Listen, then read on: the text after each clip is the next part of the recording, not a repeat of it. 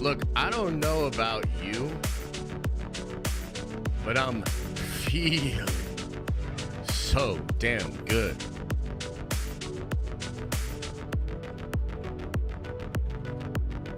I'm feeling so damn good.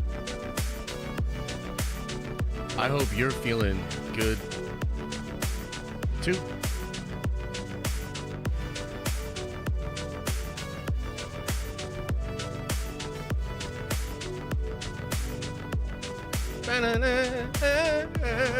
Hey, wait, are we live on Twitch? Twitch people, what's happening over there? Are we live? What's going on? Is it not working? What the hell? It should be working. Why is it not going? I don't understand. I thought I just fixed it. That's why I was late a little bit. What the fuck? It's not working over there? You're not on Twitch. What?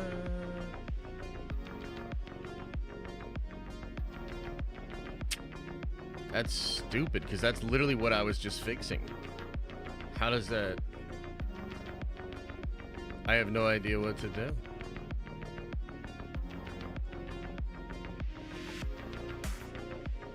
Huh. Check something here.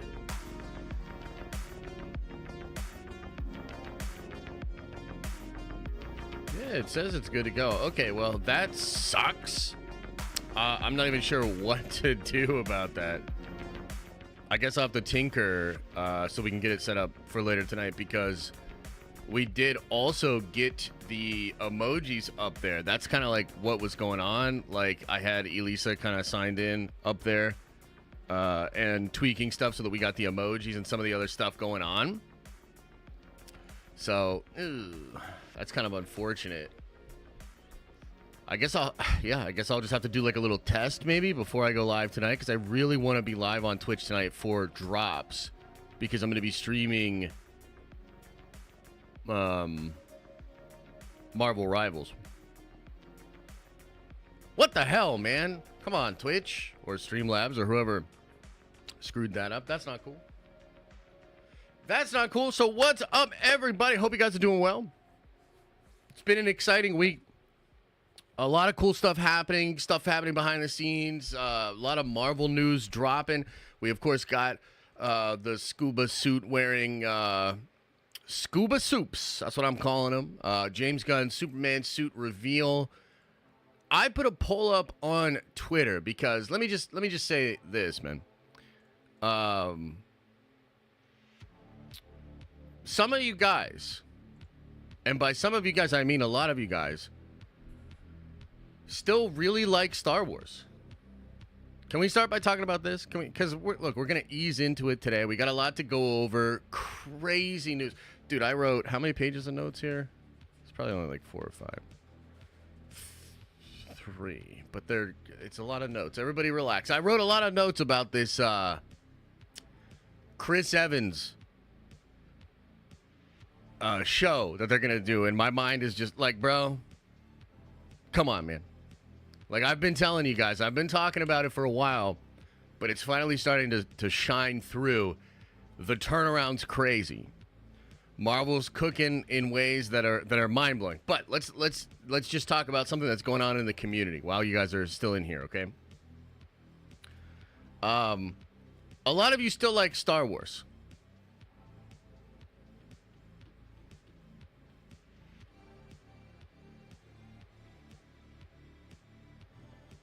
And a lot of you have been asking me to talk about Star Wars. A lot of you have been saying, don't stop covering Star Wars. And things of that nature, okay? And even yesterday, as I was going to bed, I was looking at the Discord, and a lot of you were, like, sharing, like, Star Wars merch or, like, cool Star Wars things, this, that, second, and the third. And I kind of got this vibe that a lot of you were trying to sort of show me, hey, we still love Star Wars. Josh, look at all this money we're spending on Star Wars. Josh, You can't escape Star Wars, Josh. You got into this thing talking about Star Wars. You think you can pivot out and just talk about Marvel? Oh, hell nah. That's kind of the vibes that I was getting from a lot of you guys in the Discord and, you know, just overall in general, okay? And so I put a poll up on Twitter. I would like for... I'm going to actually start keeping track of this. Okay, let me pull this up. Show you guys what I'm talking about. Okay. Okay, so here's the poll. And I want to start doing this just for science. Okay. What fans are eating better this week? We got your Star Wars fans, we got your DC fans, we got your Marvel fans. Okay? And I want to start doing this every week. I'm going to start dropping this poll every Friday. Every Friday. And we're going to start actually tallying up which one is winning each week, okay? Because I think some of you got to understand why I only want to talk about Marvel. And look, of course, like I can't escape Star Wars. You've made that very clear, you mother suckers.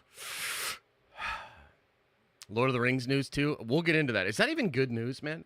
The skepticism I saw for the Lord of the Rings thing was kind of shocking, actually. We'll get into that because I want to see what you guys have to say, right? But if you just think about the Star Wars stories that you guys are like bringing up or that you like want me to comment on. I mean, how are you eating right now as a Star Wars content creator? By shitting on Acolyte interviews? Like, is that what you guys would want me to do? Is just keep getting very angry and reading things that Leslie Headland says about Acolyte?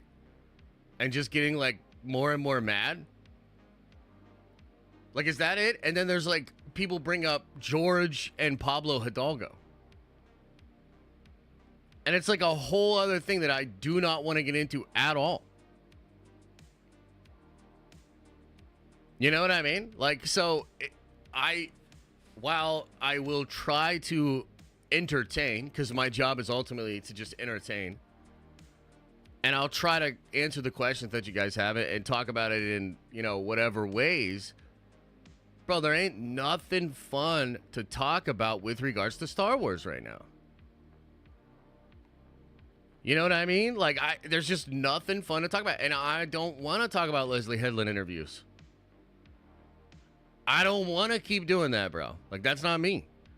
So, if you'd like, I am super curious. It's also wild to see that on the week that DC drops the new Superman suit, only 7% of the people that are voting on this shit right now have picked DC as having the best week. That's crazy.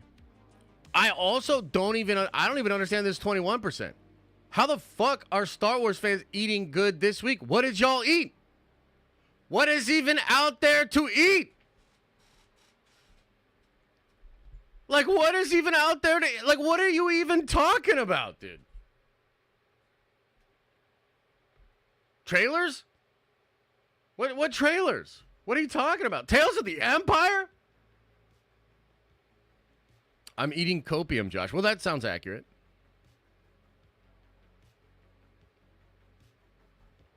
Like, what are y'all even eating? Phantom Menace? Oh, a 22-year-old movie goes into theaters? That's what we got. That's what we got. A movie older than the MCU itself. Fortnite? Star Wars Fortnite is cool, but like, come on, man. Like, what are y'all, like, what are you talking about? What is going on here? Bad Batch? I really liked Bad Batch. But I mean, I don't know what else to say. Like, what else do you want me to say? I think even Drake fans are eating better than Star Wars fans And this man is fighting for his fucking life out here. Like, there is nothing. There is negative stuff to talk about. And honestly, every time someone brings up Star Wars, all I get is this wrenching feeling in my gut.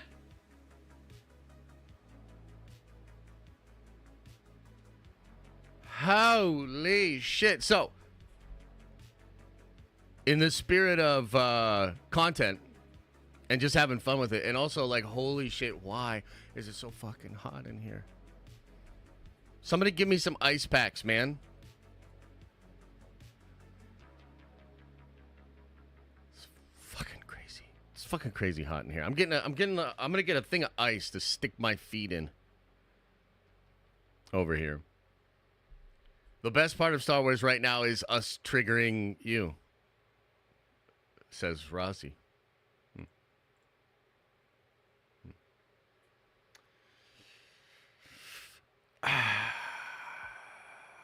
Liquid holds heat. Get rid of the Coke. Okay, fine. I'll get rid of the Coke. We're slowly making a dent in all this Coke, too, by the way. Slowly but surely. Streaming room, more like steaming room. Ow, ow! You said it. You need to put up thermal blankets in there. Is that true? If I covered the roof of this little thing that I'm in, because I'm basically just in a shed, okay? I'm living in a van down by the river, and this is a shed that a nice man has allowed me to use for my streaming. Let me pat down my sweat again.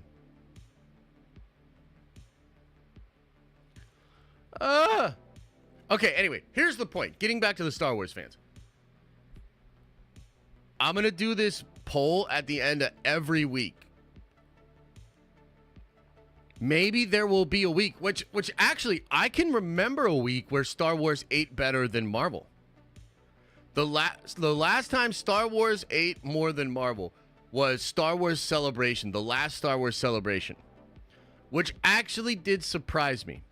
The amount of announcements, the trailers, the vibes, it was actually like, I was like, damn, I was even giving them credit.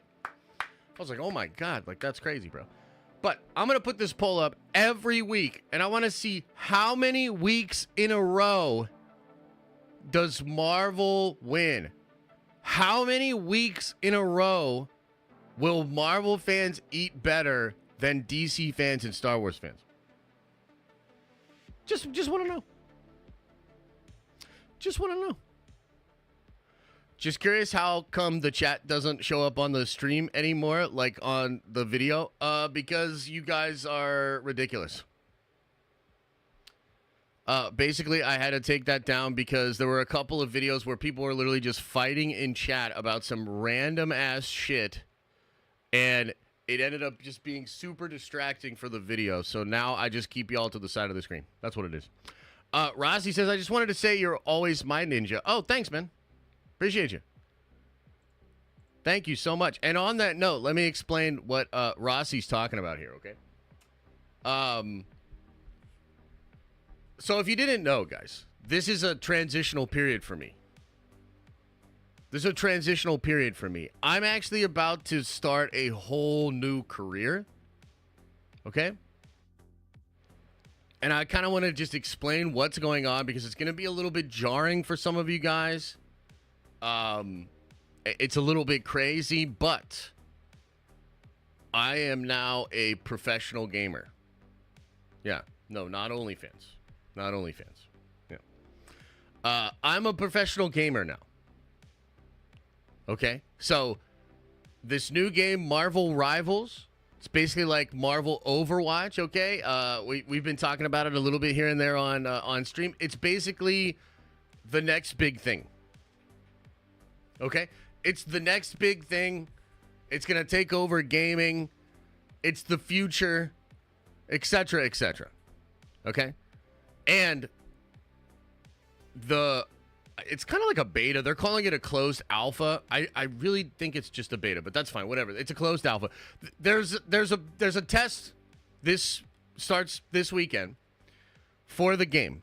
Okay? Like Rebel Moon, you shut your mouth when you're talking to me. See, this is another reason why I can't have chat on the screen.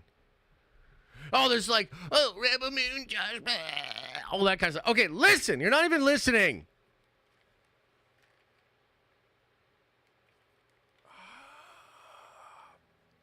You're not even listening. Listen. This game is the future. It's the next Fortnite. Okay? And as some of you guys pointed out recently, when it comes to actual Fortnite, my skills are like, let's just say a little lacking. Just a little lacking, It's all good. I'm not crazy good, but the difference is this game, brand new, everybody starts at 0. So I am the number 1 Marvel Rivals ranked player in the world. Technically, that's because I'm on tie with everybody else, but still. So this game is coming out tonight at 8 p.m. is when the beta opens up, and I'm going to be in there, and I'm going to be streaming. I'm going to be streaming at 7:30 tonight. I'm so serious about going pro in this game, which I am doing, and I'm now a gamer. I'm now a professional gamer. Okay? I am so committed to this game that I'm stealing Elisa's computer so that I can do a 2 PC stream setup tonight. Yeah. Yeah. You're too old to begin the training. Vando! I will train the boy. Without the council's approval, if I must. And also, how'd you work Star Wars back into this? Holy shit. Okay, anyway.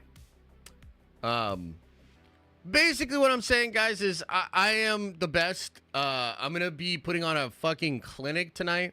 Like, all kinds of clippable moments. Like, you're going to be shocked. You're going to be sitting back like, damn, like, dude, this guy really has some skills. Oh, my God, I can't believe he just pulled that off. I can't believe he just pulled that off. The comms are crazy. His win rate's insane. The kill-death ratio's out of control. So tonight at 7:30 begins my path to professional gamer stardom. This would be like getting to go back and watch Tiger as a boy starting putting on the greens. This would be like going back to watch Michael Jordan playing in high school and college. I am giving you guys insight into something that will reshape the world. Yeah. So, if you're interested, if you want to come by and watch some of that legendary shit, we'll be live tonight at 7:30. And I'm excited.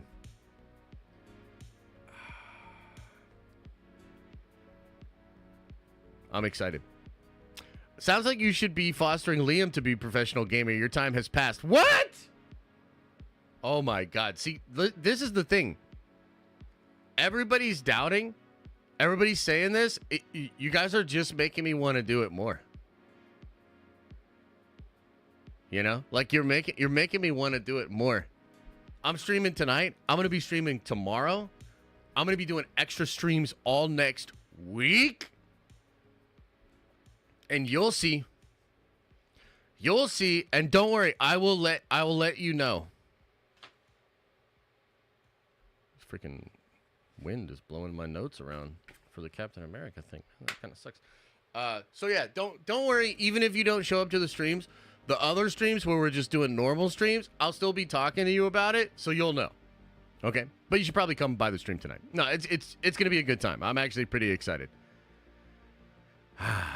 And there is a tournament with cash prizes during this beta.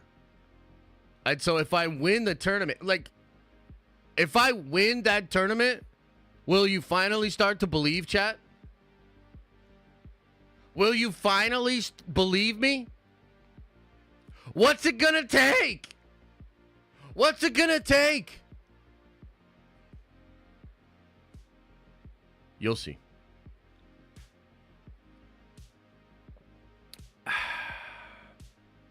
And if you finish in the middle of the pack... Wait, what? Filmic says, Josh, do you play MTG anymore? Not really. I haven't played Magic in a long, long time. But That was actually because I had gotten so into Warhammer. I was playing a lot of Warhammer, but then they screwed over both of my Warhammer armies, so now I hate tabletop gaming in general, so I haven't played Magic or Warhammer. And also because I'm going to be a professional gamer now, I got to put my focus on other things. You know what I mean? You know what I'm saying? So, like, you know, sacrifices had to be made to be the ultimate pro gamer, which I am now. So, my membership after a year and a half has expired. Things are tight at the moment, but would resub as soon as I can. Also have a PC, so would love a code to help you go pro. Oh, it's all good, man. Things happen. Times can be hard, and in fact, I gotta be honest with you, I think times is still pretty hard. I know there's like a lot of, like, if you watch the news, or if, like, I feel like there are a lot of people trying to tell us, like, the economy has bounced back, everything is fucking fine. I don't think so. I just don't think so. Like, I think things are pretty tight for a lot of people out there, so I totally get it, man. It's all good. I appreciate the support, definitely need support, but I also understand what's going on in the world. I understand things can be tight, so it's all good. The economy bounced back. I mean, that's what they keep saying. Will Marvel Rivals be out for the phone? I don't think so, brother. I think it'll eventually be a console game, but I don't think it will be mobile. I don't think it's going to be mobile. Could be, though. Could be. Okay, look, there's a couple other things I want to talk about before I turn on the gambling. When I turn on the gambling, it's going to basically destroy chat. So there's a couple other things I wanted to get in on, talk to you guys about before we get into there. And I actually have to spill some crazy tea, too. JJ Lemon, thanks for gifting a membership. I appreciate it. Eric S., welcome back to the Nerd Vengers, baby. Appreciate it. So, one of the things we're trying to do right now is drive for memberships. We got 1,000 members right now. We're trying to get to 2,000 members. I should check where we're at. We'll check later, because we're also going to do a drawing for a $200 GameStop gift card later today for a lucky member. You can become a member here on YouTube, and you can become a member on Twitch. And you can become a member on Twitch essentially for free if you have Amazon Prime and you're not supporting another streamer this way. You could basically become a sub or a member on Twitch for no cost. You just, like, get that as a benefit to having Amazon Prime, okay? Now, we are trying to push to 2,000 members. If we get to 2,000 members, I'm going to add another permanent day to the streaming schedule. So that would take us from, like, 3 days public streaming to 4 days public streaming, plus the other extra streams that you get behind the scenes. If we get to another 1,000, I'll add another day, and I'll add it all the way up to 8 days a week, okay? I'll also add an additional $200 GameStop gift card for every 1,000 members we raise, okay? Now, Ben Friel, thank you for joining back as a member at the Prime level. Now, here's the thing. The reason we are driving for members is, number one, I don't really do it ever, and I probably should. And damn it, I just never really push for it, and I really, really should. So that's number one. But number two, and this is where the T comes from, and I'm wondering if any of you guys saw this coming, by the way. Let me know in the chat. But we are having another baby.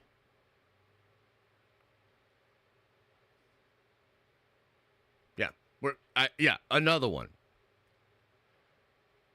So holy shit, we need those memberships, baby. Oh my fucking God, another kid? What? Another baby? We need those goddamn memberships. Holy shit, do you know how much formula and milk and diapers and everything? Do you guys understand what that's like? I understand, we just did it. Oh my God. So yeah, we're having another baby. And look, it's obviously a blessing. You know what I mean? All jokes aside, it's obviously a blessing. And we're excited about it. Right now, the due date will be in December. Okay? Now, there's good and there's bad here. And thank you for gifting a membership. I really appreciate it. Thank you, man. There's good and there's bad here.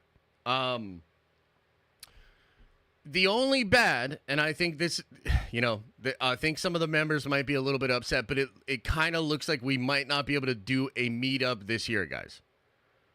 Okay? Kind of came out of nowhere, and just like last time, a little nerd venture is kind of screwing up some of the things that we've planned. So we might not have a meetup this year, and I'm sorry, and I feel bad about that. If anything, maybe, see, here's the thing. It's like once she gets, this is what it is, guys, real talk. Once she gets to a certain point, I don't feel comfortable leaving because I want to be around in case something happens, complications, and also, like, she's going to need help with, the other kid, right?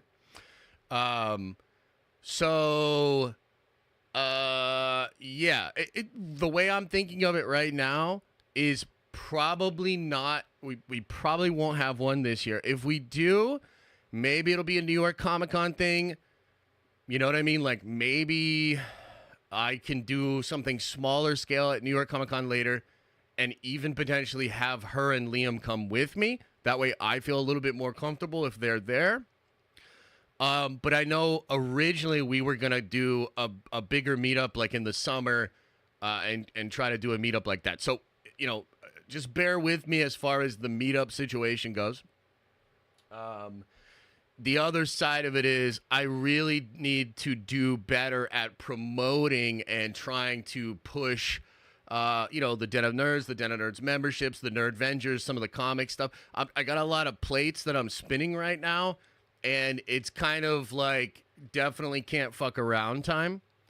You know what I mean? Like if you've ever... How many parents we got in the community out there? I mean, you know what it is, man. After going through almost 2 years, Liam will be 2 in August, right? You go through it with the first one in the first year, and then you're like, oh wait, another one of these, and it really hits, and you're like, bro.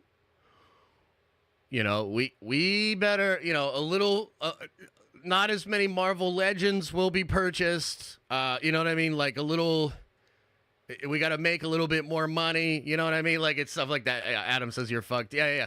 So big changes, a lot of things happening. So we got to kind of get our shit together and we got to push for these memberships and we got to get to be streaming more and, making more videos and all these sort of things. By the way, too, I will just say this because the universe is funny. Y'all remember the week where I quit YouTube, right? Huge change,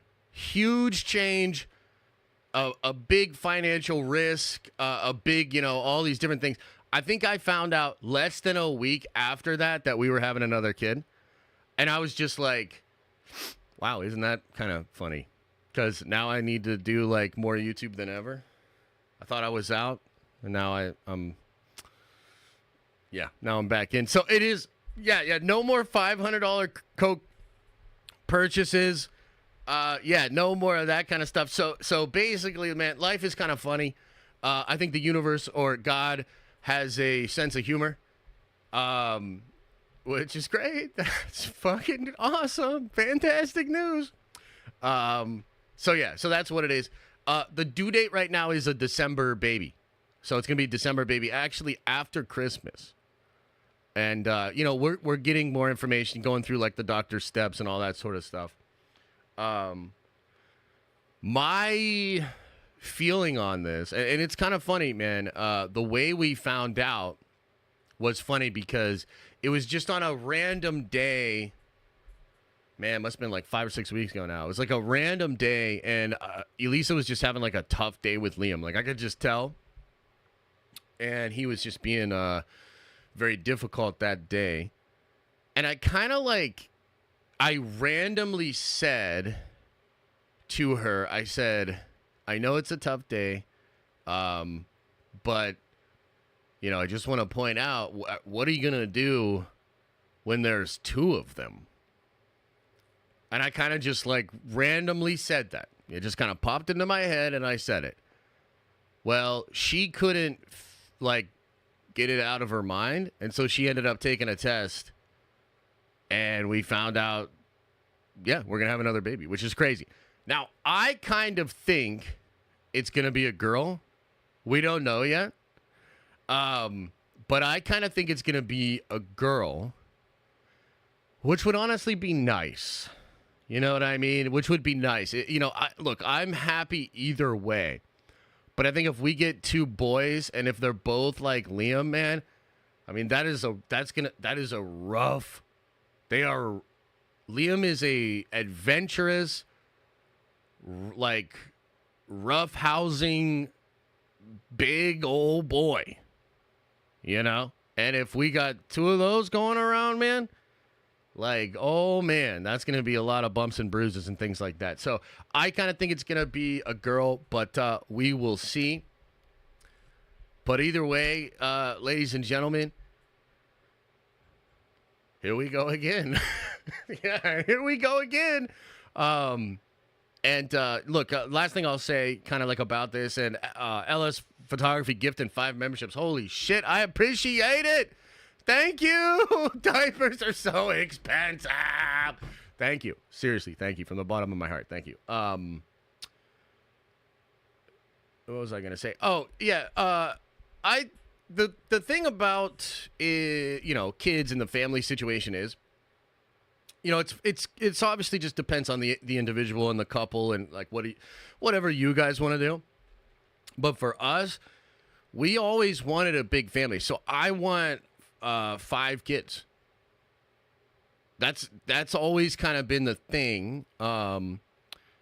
And five is like my favorite number. And actually, like, if I not to get too like woo woo on you, but if I ever see like 3 5s together, I always take it as a very positive sign. That's like a number that means a lot to me. Yeah, so we want to have 5 kids. And so when we found out, we were just kind of like, well, I guess we're getting there. You know what I mean? And we'll continue to see what happens and, you know, take it from there. But yeah, I would really like to have a big family. And also, you know, birth rates are at a 40-year low. So we need more humans. And I'm doing my part. So maybe you should get out there and do your part, you know? You know, have more babies. But yeah, it's pretty crazy, right? What's the best way to help support / promote the den? You know, it's going to sound funny, but the best way to support is a membership.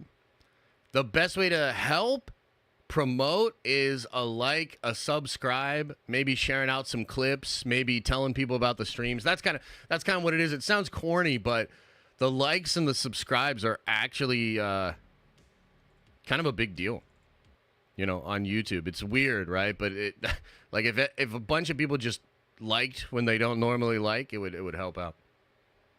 Leon, thanks for gifting a membership, baby. I appreciate it, man. Den of Ocean's 11. Yeah, the Den family in progress. Hell yeah. More Bluey streams? Yeah, well, that's undeniable. Adam, you got 3, right?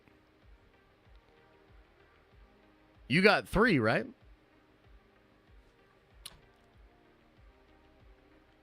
Bro, having a kid in this economy is not very smart unless you're balling. Well, look, I think that a lot of people have a lot of financial constraints. As we were just talking about, like, dude, the economy has not bounced back, right? And that kind of sucks. And I wish that it would, and I hope that it does. I mean, like, it's literally better for everybody if the economy is better. Like, there's just sort of less stress overall. More people have disposable income. You could go experience things And I think it's just better. So I understand that, and I think that if you're not in the position to be able to afford a child, yeah, you should probably not do that. We're very fortunate, all jokes aside, about needing diapers and things like that. We're pretty fortunate, so we'll be able to handle it. I also think, not to go too far down this rabbit hole, but I think back to my childhood, okay, and I think. Elisa and I have talked about this before. She has a similar feeling. I look back at my childhood, and my parents were not well off by any stretch of the imagination. In fact, they were pretty lower middle class, maybe even, below the poverty line a little bit here and there, right? But when I think back as a kid, that none of that registers. You know what I mean? Like, it wasn't until I was an adult and I looked back at some of my memories and I started to think about, like, oh, man, we didn't really, do that. We didn't really do this. We ate a lot of ramen. You know what I mean? Like, we ate a lot of salami. Like, it's not until you look back that you really put that stuff into perspective. And I guess what I'm saying is, like, I had an incredible childhood, and that's my parents. Like, my parents did that, even though times were hard for them. So I think that when I think of, our kids and our family and everything like that, no matter what happens, no matter what financial constraints we face as a family, I will always try to foster an environment of, expanding the imagination and feeling like you're a part of an adventure. We've been going on walks, and Liam's finally at the point where he can actually walk with us, so we, leave the stroller behind and he actually walks with us. And man, when you look at this kid, and there's all these mediums in our neighborhood with all these trees, when you watch this kid go from one tree to the next tree and light up, man, he is wow, and he's just touching the tree. He thinks it's the coolest fucking thing in the world, just to go from one tree to another tree. You kind of start to realize that, even if it got bad, it wouldn't be that bad. You know what I'm saying? You can love your kids and give them a great childhood, and you don't need to have a ton of money to do that. That's what I'm saying. But yeah, I understand. I understand that it's not a great time for everybody. I wish it was. Frankly, if the economy was better overall, I'd be doing better. Like the homie just said, he's like, dude, times are tough. I've had my membership lapsed, and just times are tough. You know what I mean? So I want it to get better for everybody. I think it will be, hopefully. Anthony Balderas, welcome to the Nerd Vengers, baby. You are a Nerd Venger now. Okay, let me catch up on some of the chats and everything, and then we'll move into some other stuff. But yeah, that's the tea, baby. That's the tea. Okay, let's see here. Nolan says with a 10 spot, I really appreciate this, brother. Says, just remember, heroes get remembered, but legends never die. Follow your heart, kid, and you'll never go wrong. Unity! Yeah. Let's fucking go. Appreciate you, bro. Yeah, I'm a big believer in intuition, in following your heart, following your gut, following the vibes. Yeah, so Nolan, I really appreciate it, man. Ben Friel, welcome back, baby, to the Nerd Vengers. Appreciate you. Dar, thanks for gifting 5 memberships. James R says, big congratulations, Josh. You've got my membership guaranteed for years to come. Appreciate you, brother. That, honestly, support means a lot, man. I really appreciate you guys.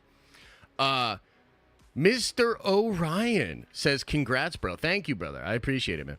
Russell with a 10 spot, that's very generous, says, let's fucking go! Another baby Nerd Venger. Congrats to you and Elisa both. Yeah, thank you, man. Yeah. No, it's a blessing. I mean, at the end of the day, I think we both just think of it as a blessing. We both just think of it as another gift and something that we want to continue to do. I'm not kidding. I want 5 kids. I want to be an old man and I want all 5 of my kids to get back home for Christmas every year, and I want to be sitting there with my wife as we are older, watching our kids have kids, and just I would like to be at that spot later in life. Like, that's something that I really want to have, and man, especially like after having Liam and everything, I personally think having kids is amazing, man, and I think being a dad is the coolest thing I've ever done. And so I'm very grateful for it and for it to be continuing. So thank you, brother. Star Wars Infinite, appreciate you, brother. Says, congrats on Baby 2. Sending much love to you and the missus. Thank you, man. I really appreciate it. Elliot says, congratulations. Super excited for you. Thank you, thank you, thank you. Daniel, welcome to the Nerd Vengers. Lonzo, thanks for 5 gifted, man. Mr. Poppy says, congrats on the upcoming baby. Now use this super chat to get a vasectomy. Well, we're not quite there yet, man. We're not quite there yet. I will say, though, I am a little bit more fertile than I thought.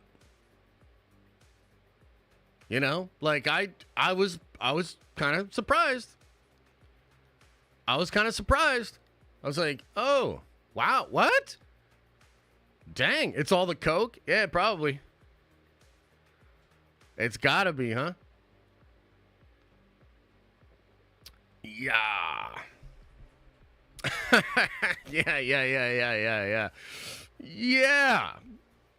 Yeah. So, I mean, I guess the real blessing is for at least like the next 8 months or, 7 months or whatever, no worry of another one. Luckily, science has made it so once you have one, there can't be like an additional one coming in late to the game and, fucking it up. So, we'll wait and see. But yeah, well, I mean, I don't think we're done.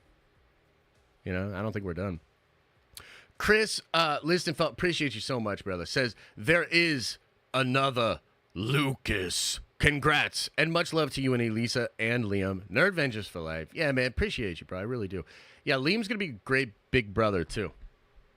No, it's not twins. We've already been to the doctor and had a couple of tests. So it's not twins. That's literally one of the first things I asked. I asked the doctor, I said, so we're sure there's only one of them in there, right? So, yeah. Okay, Carl with a 10 spot. I can already tell this is going to be a beautiful one. It says, do we needed to explain how babies work? Star Wars is back. X-Men cartoons are overrated. Coke will never be gone. Congrats to another kid. Liam, just the other kid now. Unity. Hey, Carl. He's still my firstborn. You know what I mean? And he's still my son. My little baby boy. He's great, man. He is awesome. Kind of makes us a little bit nervous because maybe we'll get a wild one for the next one. Who knows? But Liam is a great kid. He's going to be a great big brother for sure. Eric, welcome to the Nerd Vengers, man. Appreciate you. Kendall says, congrats, you two. Happy and proud of y'all. Thanks, brother. I appreciate it, man. We got to get the kids together someday. You know what I mean? Because you got 1 or 2? Kendall, how many you got? Demo says, appreciate the gifted and appreciate you, Josh, for keeping us entertained, even if it's just rambling and yelling. Yeah, no, I mean, we all have our talents. No, but thanks, man. I do appreciate it. Thank you. Leon gifted a membership. Appreciate you. Andreas gifted a membership. Thank you guys so much, man. Appreciate you. The everyday non-expert says, it's crazy. Prices are never going back down. We're not going to have deflation, but small, medium companies can't give raises. Yeah, I mean, it is super unfortunate. I think something's got to give. I don't really know what to do, but something's got to give. And I think these companies do need to realize that the economy is really not in the shape that Wall Street is trying to say it is, right? So, got 2, and not to steal your thunder, but we got 1 more on the way too. Damn! There you go, man. There you go. No, it's blessings all around, brother. Congratulations to you. Look, the world needs more people, and the world needs more good people. Let's just be honest, right? So, I know you're a good man, and whenever I see like a good man or good woman having more kids, I'm all for it. I'm all about it, man. We need to populate the earth with some good vibes. Good vibes. H. Chris says, could we get a donation diaper goal on the membership subscription goal bar on stream? Sometimes it's nice seeing the goal for us. Congratulations. Yes, I need to figure out how to do that, and I will try to add that for sure, man. I appreciate you. Thank you. Anthony, again, welcome to the Nerd Avengers, baby. Appreciate you. GrizzlyCon says, it's been awesome seeing you and your family grow on your journey. So happy for you all. Congratulations to you both. Appreciate you, GrizzlyCon. Thank you, man. Yeah, it's been cool, man. It's been cool, and we got more business to take care of. You know what I mean? Star Wars Oddball says, Lord of the Rings news is exciting considering the people that will be involved. It ain't that Amazon trash. Congrats on the baby. I'm expecting my son in August. Good for you, brother. Yeah, Liam's an August baby, too. So blessings, blessings, blessings for you. Let's take a little sidebar here. Let's get a little distracted and talk about this Lord of the Rings news. So, y'all saw the Lord of the Rings news yesterday, right, chat? Like, what are you guys thinking about that, man? Because I'm kind of mixed on it, but I want to know what you guys think. And I'm also a little surprised at the reaction that I saw from people as well. Hyped? Yep, I did not. Thank you, Mike. I appreciate it. Whack? Not a good idea. What is the news? Okay, let me pull it up. Let me pull it up here.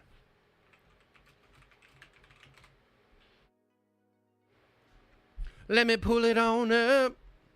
Let me pull it on up.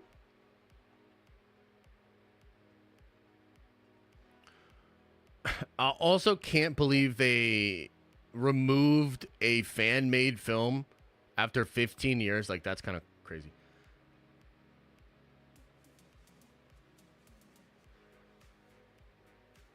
Yeah. Okay. So here's basically what it is, chat. We can get into this, talk about this a little bit. Andy Serkis will direct new and star in new Lord of the Rings Golem movie, the title of which has been revealed, and it's called The Hunt for Golem, I believe.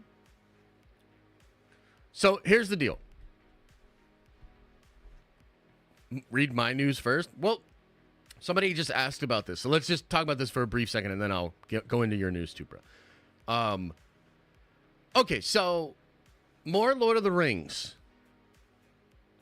Peter Jackson's involved. Andy Serkis is involved. The movie is eyeing a 2026 debut, and it's supposed to be called The Hunt for Golem. I don't know if there's anything else we know about it. Is there anything else that we know, guys? I'm pretty sure that's all we know, right? So it's Golem, directed by Golem? Yes.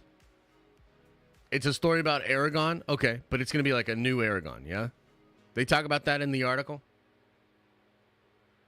Andy Serkis starring and directing, right, yes. Yes. OG writers are back as well. I don't know about that. Yeah, so I've got a couple of different thoughts about this. I mean, number one, yes, the Amazon show to me was horrible and such a egregious use of that amazing work of Tolkien. I think I watched like 2 or 3 episodes, and I gave it up. Something like only 30% of the people that started that show finished it. And yet Amazon is so... Like, I don't know what it is about big companies refusing to take an L, but they're making more. Maybe this next one will be better, but I don't think it's going to catch fire.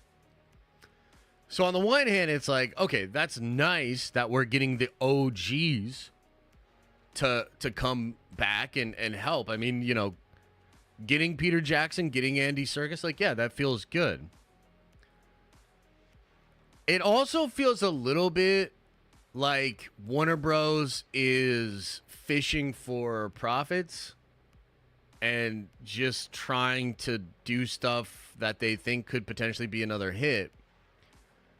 And the problem with doing a movie like this is like, okay, so as far as I understand it, and I'm not a Tolkien head by any stretch of the imagination, but there's the Lord of the Rings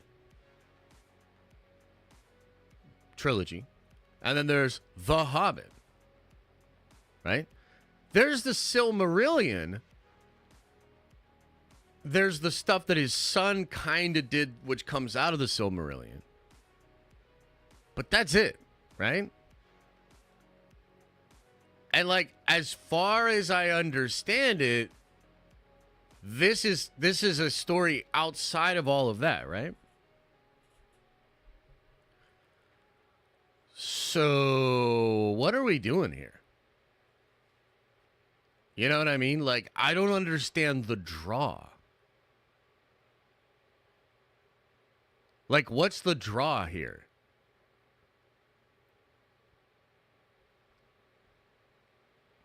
You know, like, you already covered the movies, or you already covered the books. So I guess just explain to me why this isn't a money grab. Like, that's what I would like to know. And like, look, if Peter Jackson just came out and said like, well, after I watched the Amazon show, I got really fucking angry and was like, I need to come back. I need to put more good shit on Tolkien's name or something. Then I'd be like, okay, well, at least understand that. But they're not saying that.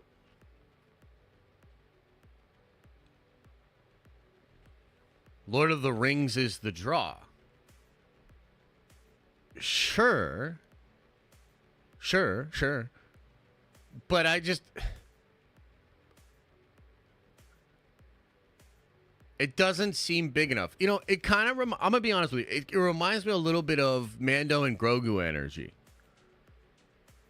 Right? And it's like, what I think's going on with Mando and Grogu, and I hope I'm wrong about this, but this is what I think is going on. The studios are trying to adjust to the new normal of the box office. They still have this big, valuable IP. And I think something the studios are trying to maybe do is, how do we make a mid-range budget movie within this big IP so that we could still make a profit if we're at 500, 600 million? Do you know what I'm saying? Where they're like, oh, well, dude, Mando and Grogu, that doesn't have to be that expensive. And it's not. The budget on Mando Grogu is pretty small. And this feels a little bit like that energy of like, let's make a sort of lower budget Lord of the Rings. Let's bring all the heavy hitters back. And let's see if there's enough Lord of the Rings fans, both casual and hardcore, to get us to 500, 600 milli. That's what it feels like to me. And that just doesn't excite me. Like, and by the way, I could be wrong. Like, my perception of this could be totally off. Also, I could be wrong that it's not the right move. Dude, that could be the move. And I mean, maybe that's exactly what's going on. Maybe that's exactly the type of direction that Hollywood needs to go in. That's possible. But I'll just tell you, like, for my part and what I think's going on, like,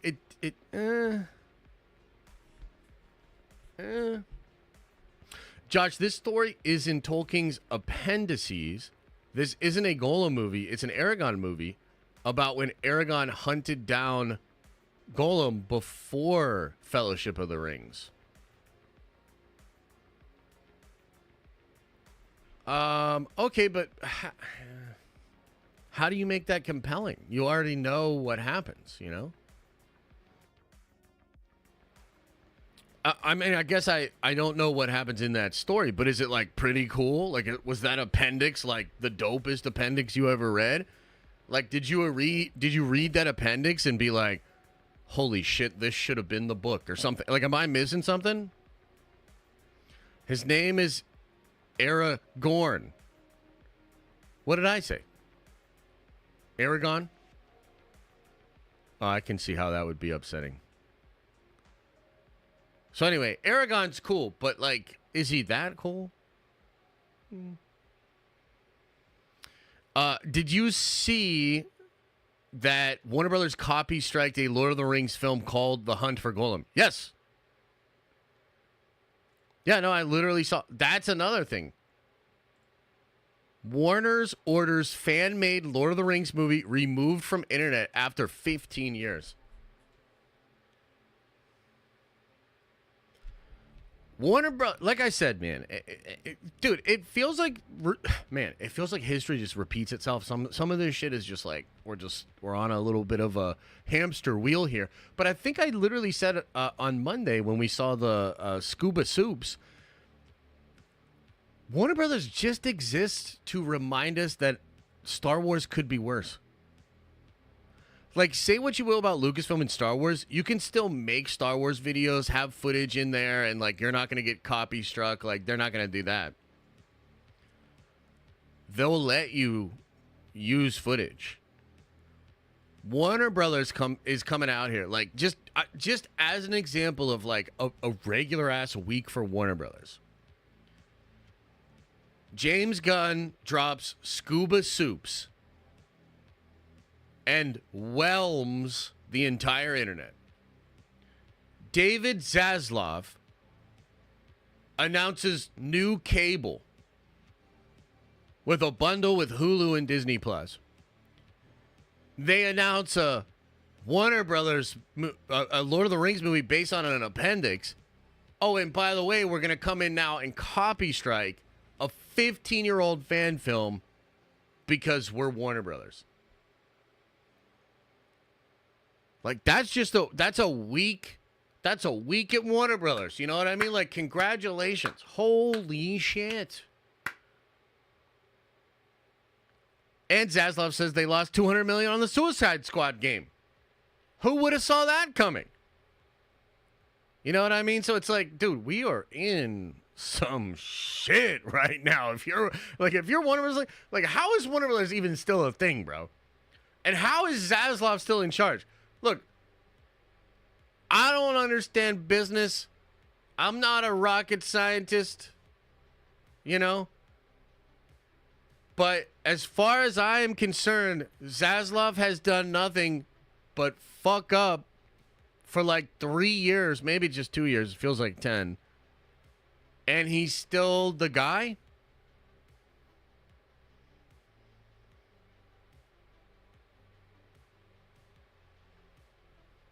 Like, Hollywood's not a real place, man. It can't be. It can't be a real place.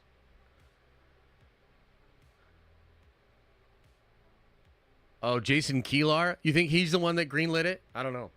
I don't know about that. Oh, the Golem fan film is apparently back up. Oh, okay, that's good. That's good. All right, how about this? Let me get the gambling on for all of the fiends. Because I know some of you guys are itching. You're like, what the fuck? I don't care about another kid. I don't care about Lord of the Rings. I need my gambling. Well, there you go. And also, let me drop like 10K on everybody. There you go, ladies and gentlemen. 10,000 nerd coin. Okay, let me catch up on some chats, and then we're going to get into some stories. Because there's actually a lot of news, man. A lot of news. Did you guys see it? We got a Galactus voice. Better than I could have imagined. Better than all the rumors that were out there. Holy shit, Galactus. You got Donald Glover. What did I say, Daniel? Donald Glover maybe writing something for Marvel. Maybe a Miles Morales movie. That could be cool. We've got X-Men news with Coogler, some Storm rumors, the writers coming in. We've got the coolest fucking story of the week in the Chris Evans returns the Infinity Stones as Cap with Mjolnir in a limited series. I can't wait to get into that and talk about that, man. We got so much cool stuff to talk about. Oh my God. We've got a lot of stuff to talk about. But let me catch up on some of these chats here, okay? MCU Drew says, Josh's pullout game is about as good as KK Star Wars. Congrats. Yeah, I mean, I can't deny it. Guilty as charged. Guilty as charged. 831 Red with a 10 spot. Appreciate you, brother. says, congrats, bro. Some coin for the baby fund. Hey, man, I appreciate it. Thank you very much. Dave does that. Welcome to the Nerd Vengers, baby. You are a Nerd Venger now. Catch the vibe. Catch the wave. Rossi gifted 5 memberships. Holy shit. Thanks so much. Also, Rossi, are you coming to the next meetup, man? I need a lot of you guys that didn't come to the last meetup to come to this meetup, man. We had a great time last time. And maybe we'll do something later this year, but if not, we'll have a big one next year. Anthony says, with a 5-spot, first super chat, man, appreciate you. Says, recently became a father myself. It's the greatest feeling ever. Congrats on your second. You're by far the GOAT Marvel content creator. Hey, man, I appreciate that. Thank you. Dude, yeah, being a dad is great. It's awesome. It's the best thing I ever did. It's freaking awesome. I'm glad you're experiencing that too. Super cool. So thanks for the love and the support. You know, I know I'm a pretty good Marvel creator, so thank you for that. But if you didn't know, I'm actually doing a little bit of a pivot. So I'm a pro gamer now. I'm a professional gamer. So, you know, even though I'll still talk about Marvel shows and I'll still do all that, the reality is I'm probably going to sort of be known as like the best professional gamer now.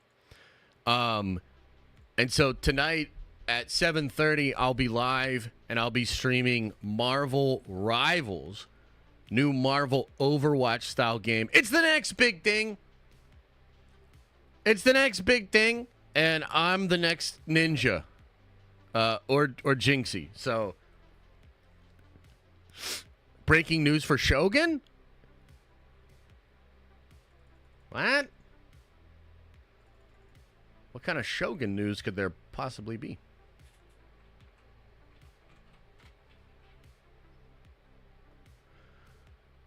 Wait, what? Shogun Season 2?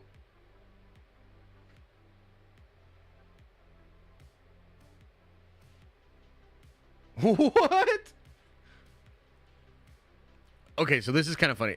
This is wild, bro. Yeah, that's crazy. Okay, let's talk about this for a little bit here. Other elements are still being worked out, and deals are being finalized as part of an effort by FX to take Shogun to a second season in light of the big commercial and critical success of the limited series. What they mean is, like, they got to figure out how the fuck to do this, because it ends right where the book ends, doesn't it? I don't know, chat. How do you feel about this? How do you feel about this, chat? I don't know about this, man. Yeah, I don't know about this. I mean, they can obviously now show us maybe the actual future of him becoming Shogun. Feels a little cash grabby to me. So I feel kind of similar to what I think about Joker 2, where, look, God bless the creatives, and I'm glad they're getting a big check, you know? Like Joaquin Phoenix, Todd Phillips, those guys deserve it, man. They're awesome, so I'm glad they're getting paid. I love this dude, man. You know, so he probably inked a big deal. He's getting paid big time to come back. Hell yeah, this dude's incredible. He's been putting in a great body of work for a long, long time. So shout out to him. Shout out to the showrunners, everybody involved. I mean, they did incredible work, and you should be awarded for incredible work. So that's number one. But number two, as just a fan, I don't know. I'm going to come in with some skepticism, because it does feel cash grabby. It does feel like a great ending, even though some of you guys didn't like that finale. A great ending to a great show is now going to be undone. So that's a weird one, man. Wow.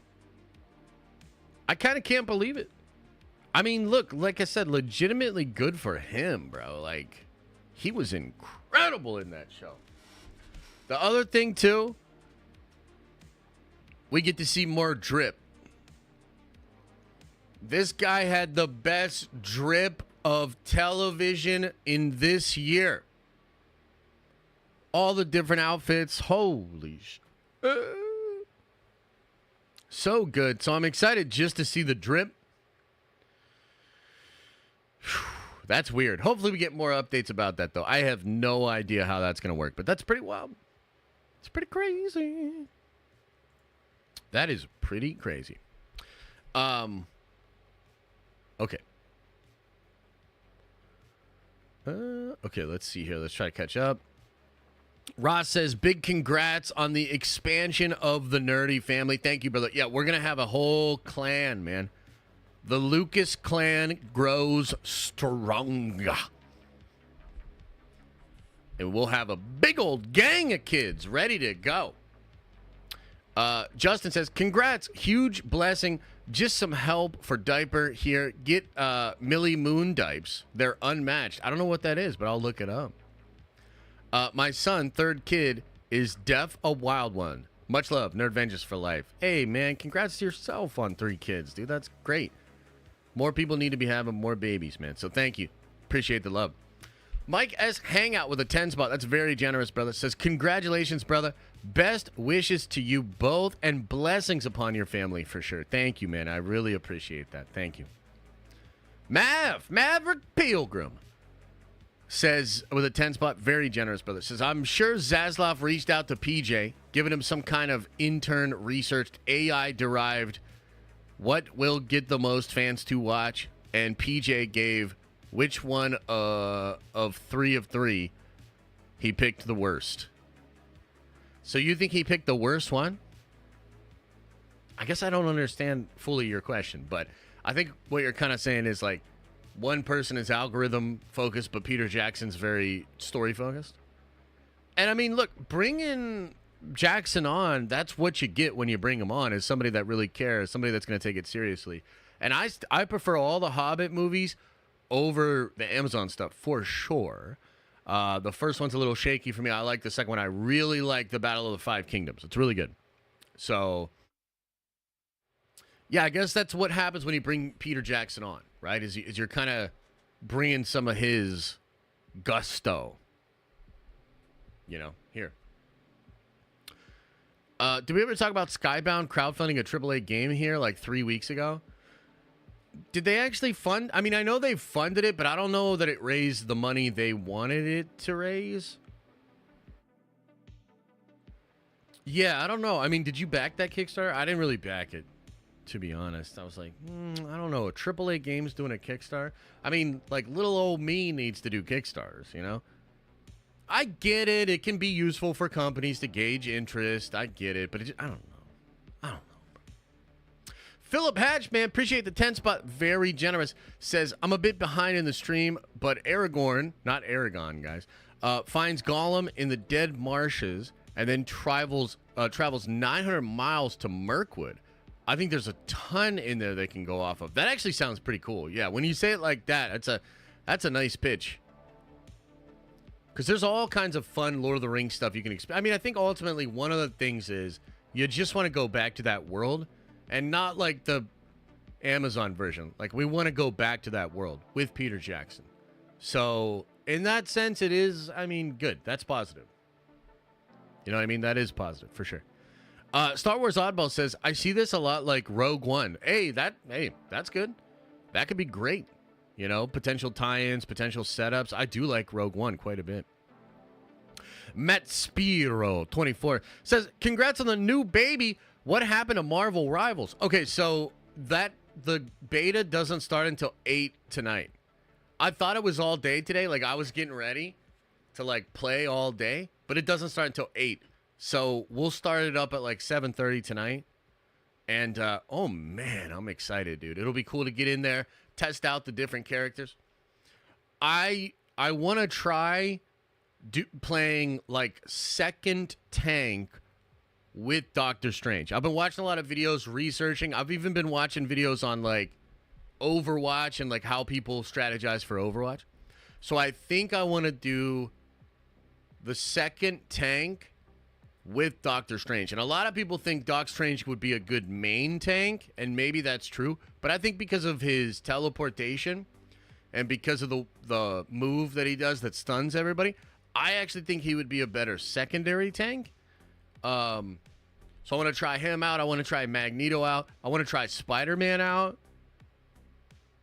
Yeah, there's a lot. We're going to try a lot of fun stuff out tonight, man. So that'll be at 7:30. Space Tricks Serial TM with a 10 spot. That's very generous. Thank you so much.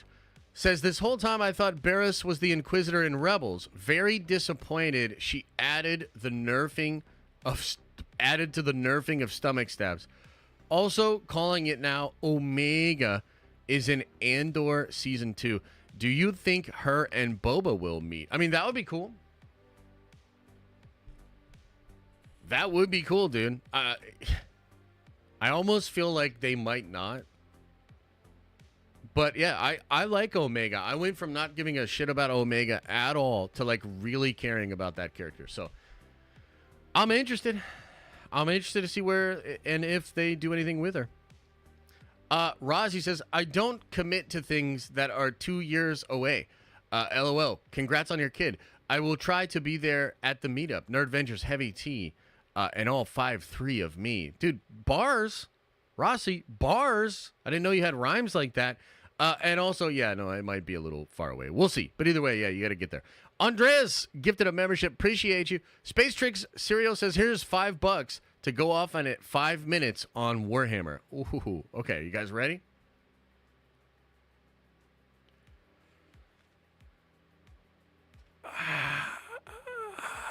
A little bit of Warhammer. Honestly, man, I don't have a ton to say about Warhammer, but I'm currently just kind of in a holding pattern. I'm waiting to see what the company does. How do they respond to this? Because, look, I know the popular thing to, like, make outrage content about is, like, the female custodies.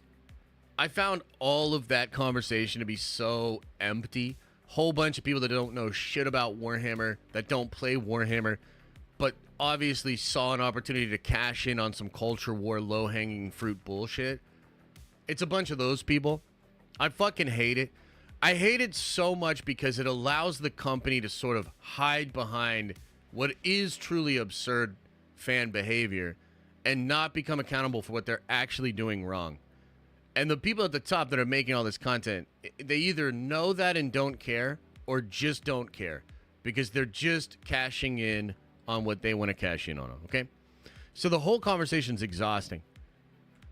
To me, I wish there was a way to express to the company that though there is this sort of blown out of proportion conversation happening, there are real things that they are fucking up, and there are ways that they have decided to like introduce some of this information that have sort of put them on the back foot.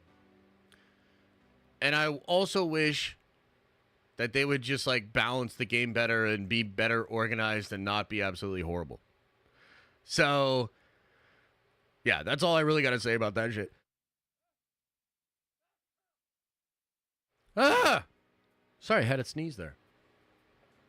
So, yeah, that's pretty much all I got to say about Warhammer. I'll tell you this. I unsubscribed to Warhammer Plus.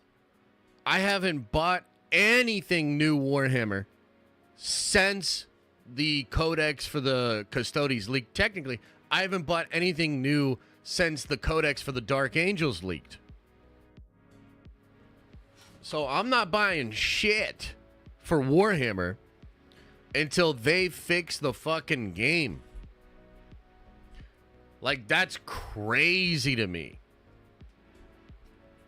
So that's my take on the Warhammer stuff. Dr. Cool says, congrats on having a guaranteed DD for the rest of 2024. That's true. You're not wrong there. Eyeball 10,000. Welcome to the Nerdventures. Appreciate you. Thank you. Jordan says, just curious if you are keyed into Tron Ares leaks. No, not at all. Are there leaks out there about the new Tron movie? I don't know nothing about it.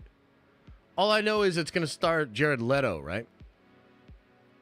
So that's literally all I know about it. Maverick Pilgrim says, I think recast young Aragorn and old King Aragorn, tell the story to a scribe, mirror Bilbo's writing of the story in both Lord of the Rings and The Hobbit. That would be great and probably go a long way to get support from the fans. If you brought Vigo back and you did older Aragorn. You know what? I heard a thing about Aragorn, because I haven't really read this stuff, but is it true that he had a really rough time after becoming king?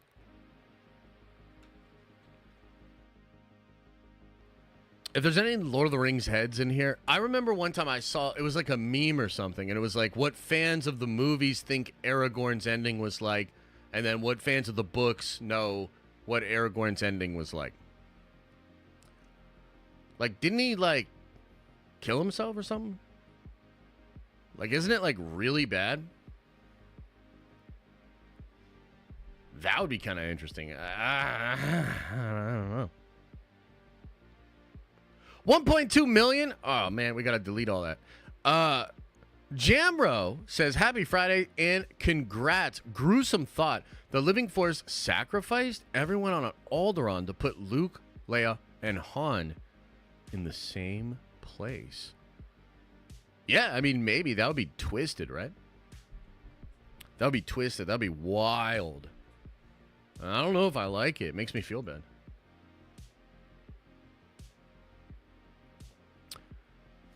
Yeah, nobody knows about the... yeah, how do we not have 500 likes? What the hell? Can we get to 500 likes, please? So, we got no Tolkien heads in here that know about Aragorn's end? I thought it was not good. So, Shang-Chi starts filming next year, huh? Yeah, probably. Chase Floyd says 37 minutes behind on stream. Congrats on the second kid. Glad I got to see old Willies can still get the job done. Oh my God. Well, take my diaper money. Appreciate you. Thank you, man. Hell yeah. Now we're over 500. Let's go, ladies and gentlemen. Oh, hell yeah. Okay. So now we got to get into some of these stories, man. We actually got a lot to talk about today. What do you guys want to talk about first, man? You want to talk about the Fantastic Four movie? You want to talk about the Chris Evans thing? What do you guys want to talk about? Galactus? Nomad? Whew. No, we don't know the sex of the baby yet. Chris Evans thing? Let's go. Let's go. Okay, let's talk about the Chris Evans thing, man. Okay, so where to even begin with this one? I mean, I got notes. I got points to make. I got hot takes. I got fanboyish love for what this is. And the thing that's great, a lot of you guys that are checked in, you know, you've been watching the streams, you're a part of the community, either on the Discord or just, you know, via Twitter or whatever. You know there's been this constant narrative of your boy, that's me, trying to tell you guys, Marvel's turning it around. They've got a lot of bullets in the chamber. A lot of stuff they could fire off. And on top of that, this is a show and or movie that we've technically been talking about for years. Okay? So, let's go over it. This came out from My Time to Shine. Hello. But it is also something that we've been talking about for years, okay? So, give me a second. We got to treat it as a rumor for now, okay? It's coming from My Time to Shine. Hello. The report is Chris Evans is returning to do a series, a limited series for Marvel Studios, where he will play Steve Rogers as he puts all of the Infinity Stones back, okay? So, two main things we got to talk about here. We got to talk about why I believe this report, why I think it's freaking awesome. So, we'll talk about kind of like the news and outside of the story, why it's so cool, and also why I believe it. And then part two, the second part of this is we got to talk about the story. We got to talk about why this is so damn cool, because it's not just him putting back the Infinity Stones. This would be a direct setup to Secret Wars and the Multiversal War, and I feel the perfect setup for something like that. So, two things to kind of go over here, two things to talk about. The first thing I want to say about this is a huge project. This would be able to go toe-to-toe with a season of House of the Dragon. This would be able to go toe-to-toe with a season of Stranger Things.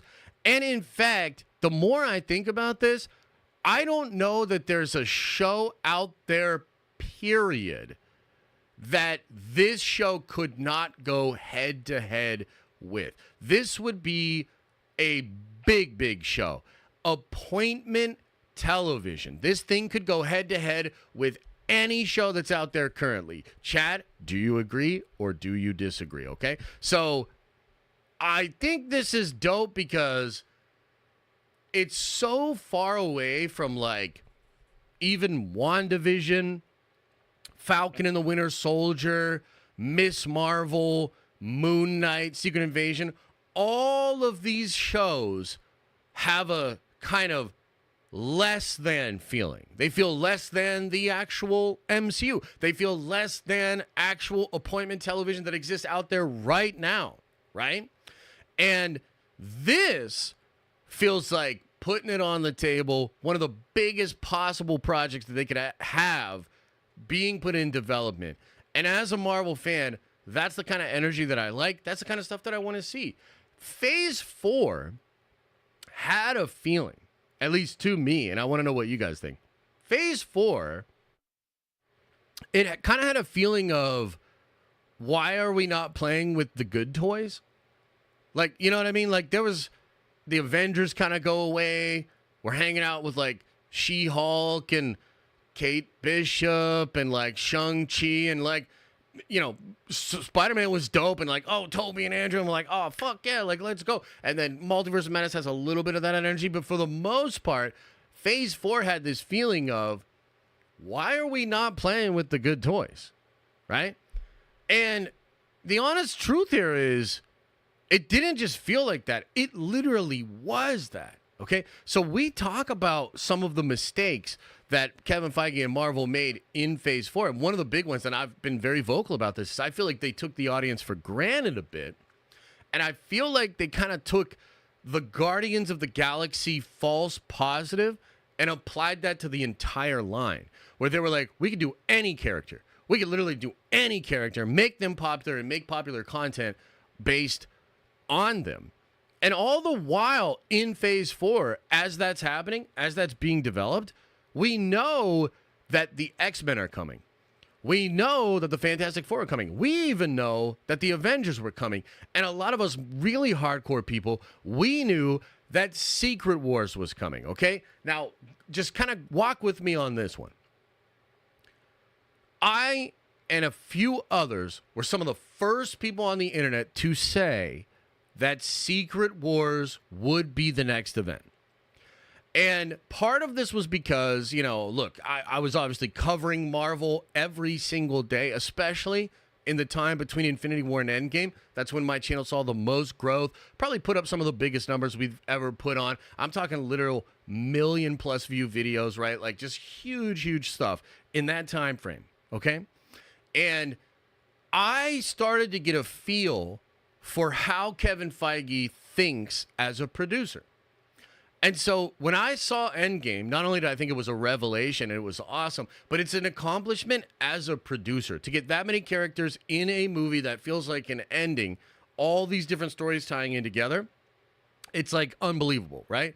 Even the haters of today have to admit that that shit was popping back in the day. In fact, most of them kind of like reach for that as a dig at current Marvel. It'll never be the same. It died with Endgame, etc. You can't deny the greatness of that movie and that era of the Marvel Cinematic Universe. Well, after that happened, and it was literally the moment where Steve Rogers with Mjolnir and a suitcase full of Infinity Stones, it was literally in that moment when he gets on that time platform that my nerdy brain was like, oh shit, he's doing Secret Wars. Now, part of the reason why is because Jonathan Hickman's Secret Wars was happening at that time. It was being published around that same time. So like my mind was like thinking of Secret Wars, multiversal things and all sorts of stuff. And there's a moment in the Secret Wars book where T'Challa actually assembles the Infinity Gauntlet in one of the final battles going up against God Doom. It's like super epic.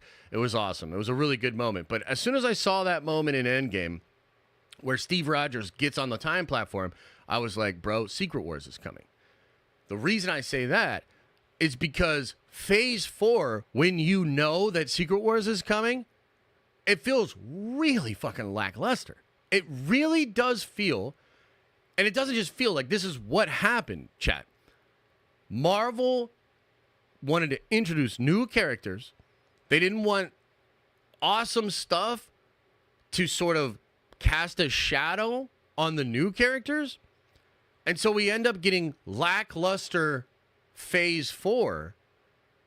Not as much connective tissue, not as much exciting stuff going on. And it felt like, where are the good toys? Now, I think, had things gone a different way, if the audience had actually embraced some of this stuff a little bit more, I feel like the overall plan leading up to Secret Wars was to leave it exactly the way that it is right now. Leave it exactly that way right up until Secret Wars.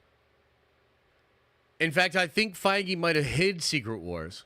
He might have introduced the Kang Dynasty, blew it up at the end like he did in Infinity War, and then lead to Battle World and Secret Wars. And it would have been crazy. And a lot of the audience would have been like, bro, what? I think that's the plan. He was literally going to dangle, give us lesser characters, and just kind of play with like the B and C level stuff up until Secret Wars. And then he was going to turn it up. And he was going to turn it up because in his producer brain, what could possibly top the entire Marvel Cinematic Universe coming together to beat Thanos? The only thing that could top that would be all of the Marvel characters from throughout the multiverse, your Fox X-Men, your Tobey Maguires, right? All of them coming together to fight a villain similar to Thanos. It's like, that's the way a producer would think of how to top Endgame, period. However, obviously things didn't go according to plan. In fact, things got so bad.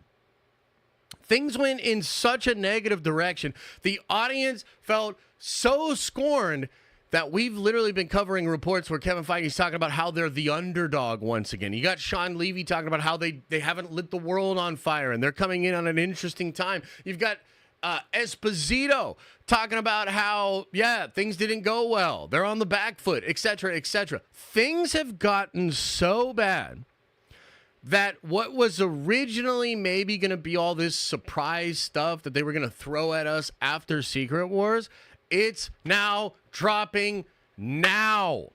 And the fact that this stuff's starting to leak out now, and the fact that people are talking about this stuff now, oh my God, it's fascinating. And I think it could be something that's talked about at San Diego Comic-Con this July.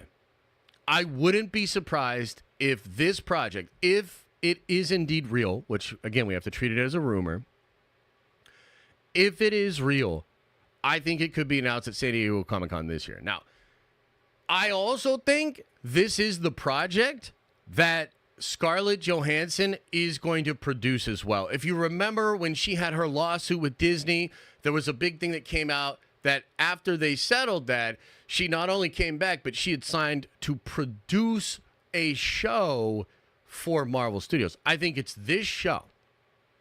I think it is Steve Rogers returning the Infinity Stones. And now, well, one last thing before we get into the story, okay?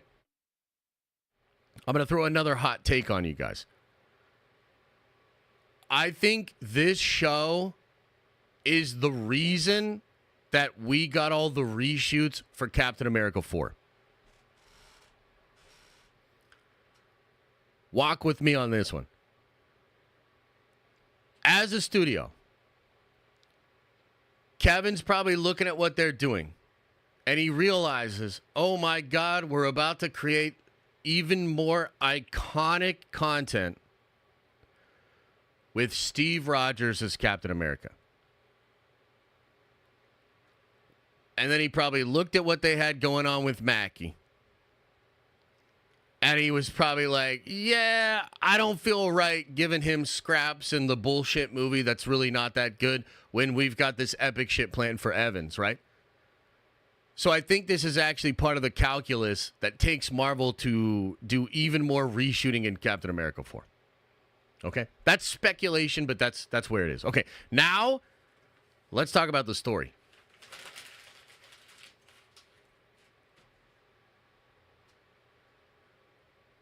What are we thinking, chat? 6 episodes? Each episode, a different Infinity Stone placed back in the timeline? 7, maybe.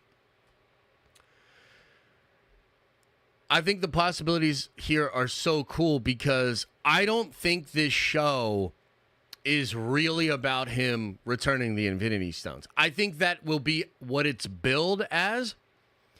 And I think just the idea of Steve Rogers with Mjolnir going through time, returning Infinity Stones, that's mind-blowing on its own. But we also know that the multiverse is collapsing. And so I do not think this is going to go the way that Steve Rogers thinks it will go, because there is so much that has happened in the multiverse since he was on that time platform.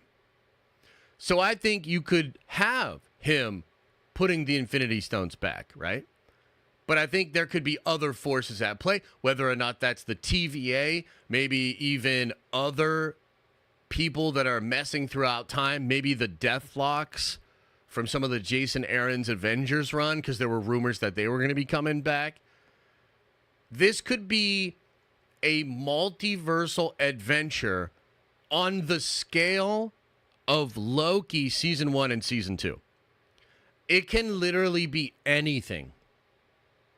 Anything. Because when Loki leaves with the Tesseract, that is when he is picked up by the TVA. As far as we understand it, the TVA is saying the Avengers were supposed to do this time heist. But was Steve Rogers supposed to put all of these stones back? I don't know. Is it possible when he jumps through time, so much has happened? Is he now in Loki's multiverse? Is he now exploring things that are totally different than what he thought they were? Will he meet the Red Skull on Vormir? Will he meet Natasha again? And will this series, instead of taking him in a closed loop of putting all of the stones back, will the series instead set up how that character goes into the multiversal war? Because that was my original thought, man. When you see Steve get on there with Mjolnir and the stones, my thought was that exact dude is going to pop up in Secret Wars. Now pop up on Battleworld, have the stones and have Mjolnir. That's a force to be reckoned with. That's some serious juice for a potential multiversal Avengers that's fighting against the Beyonders or Doctor Doom or Kang or whomever it is. The possibilities are fucking endless, dude. And Evans is so good as that character, man. And I'm telling you, this is not going to be something that's rinky-dink. This is not going to be something that Marvel just throws together. Even if it is a lower budgeted thing, I still think just based on that character and the juice that comes with that character, you're talking about expansive episodes, mind-bending twists, a lot of fun MCU stuff to be had. And I think you got to bring a lot of other people back for this thing as well. If it really is a show, then this just shows how crazy Marvel has changed their mentality. To go from like Miss Marvel and Kate Bishop show with Hawkeye that's like a 6 Christmas thing, whatever, to like, oh my God, Chris Evans with Thor's hammer and the Infinity Stones going throughout time and the multiverse. That's fucking amazing. It's the exact juice that I think Marvel needs. So even though it's just a rumor, man, I'm so fucking excited. Like, this had me hyped, bro. When I saw this come out yesterday, I was like, oh my God. This is the exact kind of energy that I think Marvel needs with the exact type of character. Because, again, everybody saw Endgame. Everybody saw Endgame. So everybody knows what the deal is with that character at that time. This is a whole new ball game, man. It's absolutely fantastic stuff.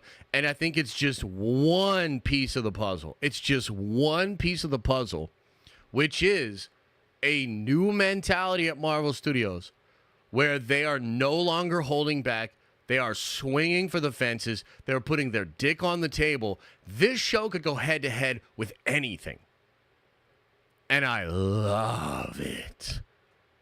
I love it as a fan. So that's the take. That's what I think. I would love to know if you guys have any questions or are there any thoughts you have about it. Let me know. Let me know, chat. How do you feel about it? And also, give me 1 second. Un momento, por favor.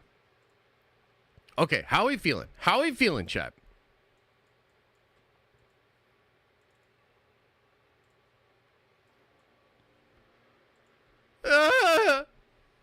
Feeling cold? I wish I was feeling cold. I'm feeling too hot. I feel so effing hyped. Let's fucking go. Oh, hell yeah. I'm so excited I could slap my mother. Well, don't slap your mother. Damn, Josh been hitting Duolingo. It's funny you say that, actually. We are hitting some Duolingo. We're trying to learn Japanese because we're trying to take the whole family over to Japan.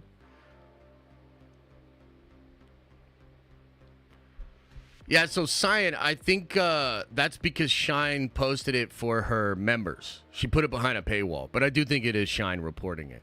And on top of that, I mean, this is something I've been hearing rumored for a long time. Back in the day, they thought it was going to be the Nomad show, which I don't think they're going to call it Nomad anymore.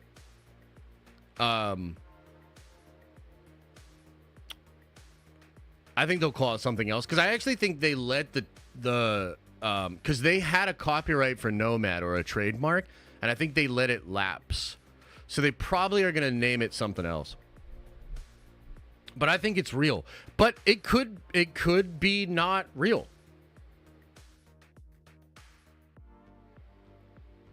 Is Nomad offensive to someone now? No, I think they just want it to sound cooler. I think they were probably just like again, here's my take on this, bro, and I could be wrong. But my take is that I really feel like Feige and Marvel, they just were on a different mentality where they thought they could do a Nomad show and maybe be cheeky about what it was even about, and motherfuckers would still be like, rah, you know, like gobbling it up. And then they could be like, oh shit, here's what it is, and it would be crazy. That mentality has changed completely. You know what I'm saying? Like, it's to the point where they're like, oh, it's sarcasm, yeah. But for real, it's to the point where they're like, no, we gotta swing for the fences and we gotta let them know. You know what I'm saying? That's just kind of how I feel about it. So, yeah, no. So Nomad, there was a time in comics where Steve walks away from being Captain America and he's just like a random ass dude, and that's Nomad. I think he even uses a shotgun, if I remember correctly. Alex says, "Do you see the picture of Hemsworth as Witcher?" I did. Frankly, I'm not that excited about it. I mean, I didn't even watch the last season of Witcher. Are y'all gonna keep watching Witcher?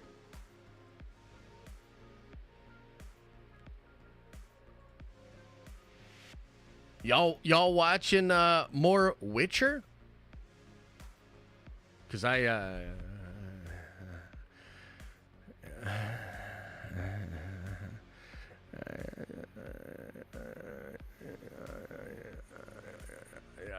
don't know, man. I don't know about that. That was his stunt double? Okay. No, all right.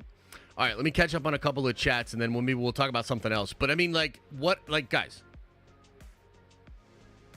Let me just, like, I know I can get really excited about stuff, but don't you agree that this show, like, if this is real, this show could go head-to-head with any show? Like, don't you agree that that is so big that it could go head-to-head with any show? Why do I have to prove that it's me again? Verify that it's you. What the hell is going on, bro? Why do I have to verify that it's me, YouTube, in the middle of a fucking stream? What does this even mean, dude?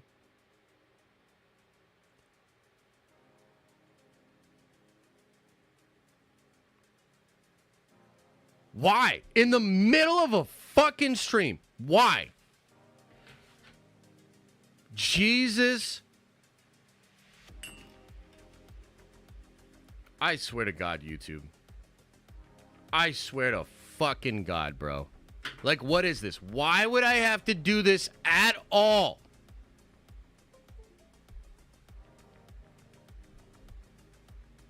Holy shit. In the middle of it, just so I can see the super chats that kind people are sending me. Fuck. This is so... Oh, my God, bro.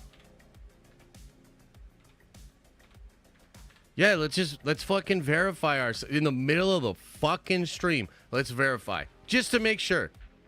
Just to make sure, YouTube. Let's just fucking... Jesus. Holy shit. Star Wars Oddball says, Aragorn brings prosperity to Middle-earth. He's ruler for 122 years and then chooses to pass away when he is 210 years old. He does not off himself. Okay, but what is chooses to pass away?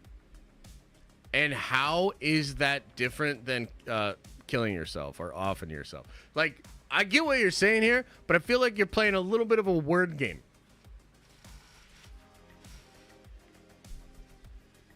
Like, he just chooses to? How'd he choose that? He's like a Jedi at peace? All right. Well, you know what? I'll have to hit up Nerd of the Rings and get him to explain it to me. You know? I appreciate you, but that's a little sus. He chooses to pass away when he is 210. He does not off himself. Okay. Kendall says, theory time. Could this end up with him failing to return all the stones and meeting up with Loki after Loki season 1 and 2? Doesn't explain the old Cap, though. Yeah, well, I think old Cap could still just be at the end of all this. You know what I mean? But, yes, I think you could be onto something there. And that's what I mean. Like, that's dope. So everybody agrees with me that this thing could go toe-to-toe. Like, that's what I'm saying. And, like, do you guys understand what I mean when I say the old mentality and the new mentality? Like, do you get what I'm saying? Like, does everybody understand that, like, they really thought they could do a phase without Avengers? That they could introduce Shang-Chi and Moon Knight and Miss Marvel, and they thought people would eat it up the same way they did phases 1, 2, and 3. Yeah. They were literally going to hide Secret Wars from us. They had all this cool shit planned that they were going to try to flip on us later. And now we realize they can't do that, so they're just going for it. Like, do you see what I mean? Shang-Chi is one of their better movies out of the rest of them. I agree with you. I totally agree with you. But what I'm saying is Shang-Chi, he doesn't even get an Avengers movie. The old cast, they got solo movies, Avenger movies. They got to show up in other people's movies. Shang-Chi, how long ago was Shang-Chi? 4 years ago?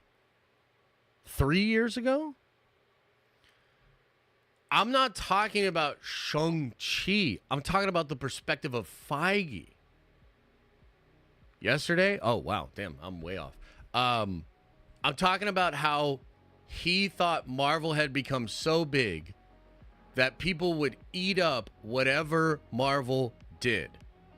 And that he had time to sort of build stuff with the really good toys, and there would be no drop off in the audience. I truly believe that's what he thought. That's probably what a lot of people thought. And fuck, man, maybe I thought that too back then. You know what I'm saying? But that did not bear out. And maybe there are reasons for that other than just the mentality, but it kind of doesn't matter because the place that they are at right now, is like they cannot afford to dangle. They cannot afford to play with the shitty toys. They need to go for it. You know what I mean? Like they need to fucking go for it, bro. And that's cool. Like that, I'm comfortable there. And they have the stuff to fire off, so I think it's going to be okay. Okay. Leonard says, Cap comes back with a new Peggy Carter, a new Black Widow, and maybe new Tony Stark, perhaps. That could be it. This show could be the way we get our variant of Tony. Yeah, that's true. That would be dope, man. Exciting times. Rossi says, I don't know why, but I give zero fucks about the Fantastic Four. I'm very disinterested. Well, we'll get into that in just a second because there's some cool stuff going on with Fantastic Four 2 that actually excites me. Hell yeah. Ty says, if we get the Rockpocalypse, John Cena as Cable, why not? Why not? Get him in there. Get him in there. Let's go, baby. Let's go. It's good stuff. I wonder what Earth Cap caused an incursion on. That's what I'm saying. Is like, I think even in the first episode, you could see a thing where he's going to return one of the stones. Things are like a little bit off. Maybe it's not the world he remembers. And there's an incursion coming or something. You know, where like Cap's like, what's going on here? And he has to like go figure it out. And he realizes that his mission has changed. Like, that's juicy, baby. But how does old Cap make sense? It's very simple. Everything before old Cap is Secret Wars. It's time travel, right? So like time travel can kind of bend the rules.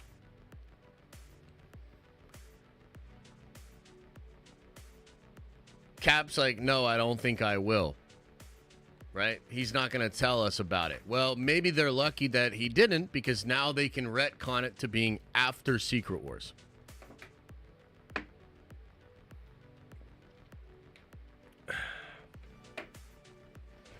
I mean, I think frankly it's comics, man. And I think comics, you can do basically whatever you want. After Onslaught killed like all of the Marvel universe, Marvel editorial was like, bro, how do we not have this be what happened? And the way they did it was they were like, okay, so while that was going on, Franklin Richards just saves all these heroes and puts them into a different dimension. So it's like, you thought Cap died, you thought Iron Man died, but no, Franklin Richards saved them right as they died and put them into a different reality. Like, comics can do anything. They can retcon anything. They can go in any direction. They can do whatever they want.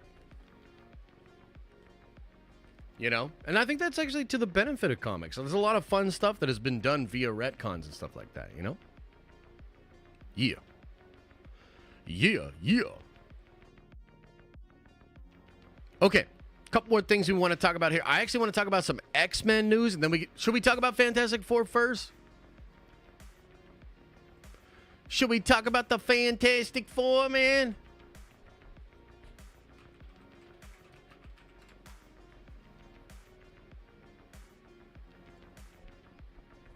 Let's do a little Fantastic Four, then we'll do X-Men.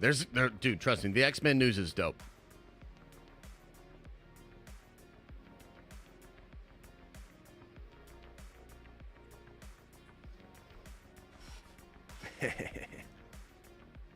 Okay. So let's talk about this, man. So this right here, ladies and gentlemen, is official casting for the Fantastic Four. And a lot of this is coming out via the Hollywood trades.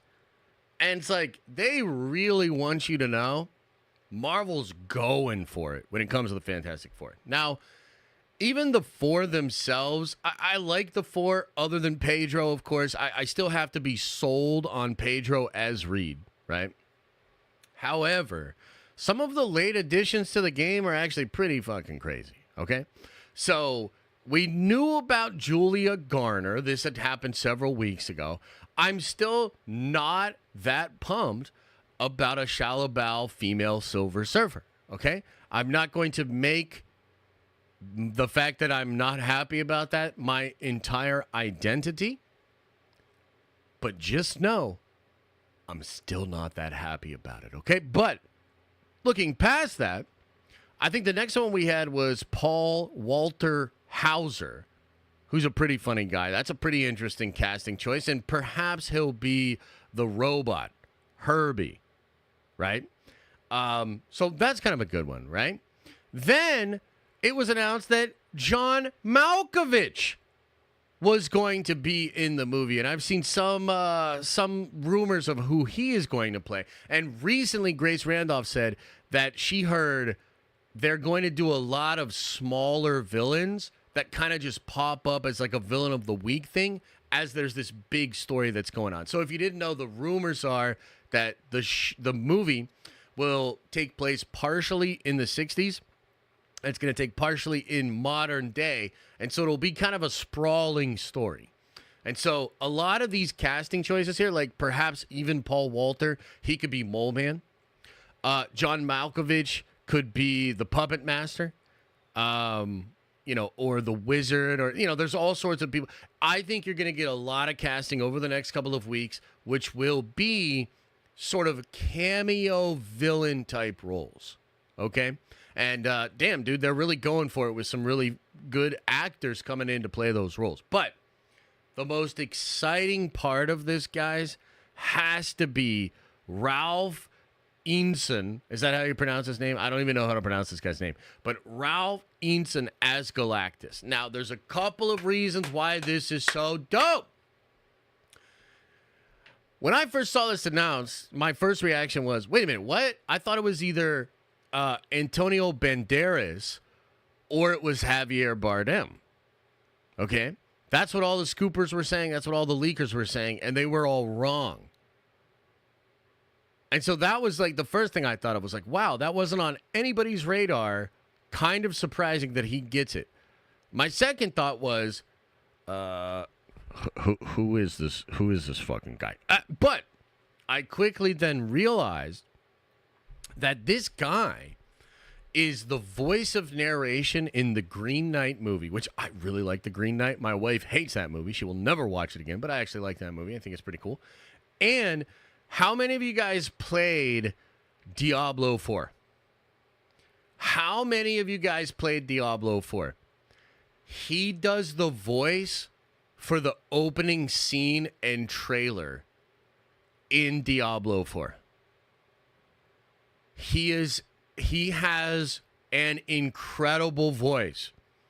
if we're just going off the voice, he has a better voice than Antonio Banderas, and he has a better voice than Javier Bardem. This is an out of left field incredible W that Marvel Studios has got.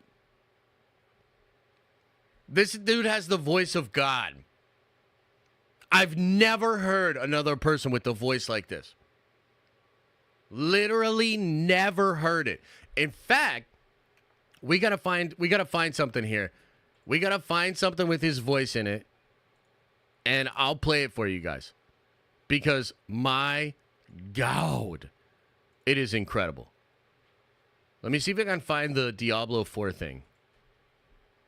Once you hear this, you're gonna be like, holy shit. Okay. Ralph Ineson. Diablo 4.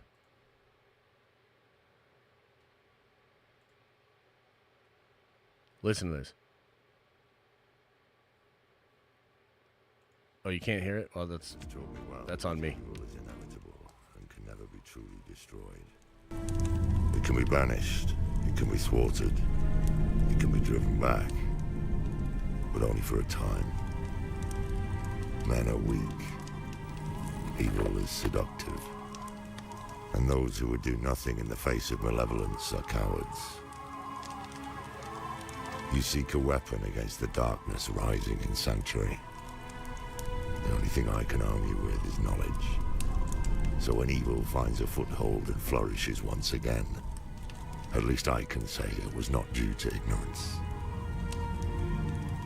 For untold eons... Are you kidding me? Are you fucking kidding me? That's Galactus? Oh my God. Sign me the fuck up. Holy shit. Oh my God, bro. Now, the other thing that some of the insiders are kind of teasing about with this that's cool is he's not just going to be Galactus in the Fantastic Four movie. Now, this is a little bit spoilery, but it's honestly out there a lot. Apparently, whatever this place is, this universe that the Fantastic Four movie takes place in, that universe is likely going to be destroyed.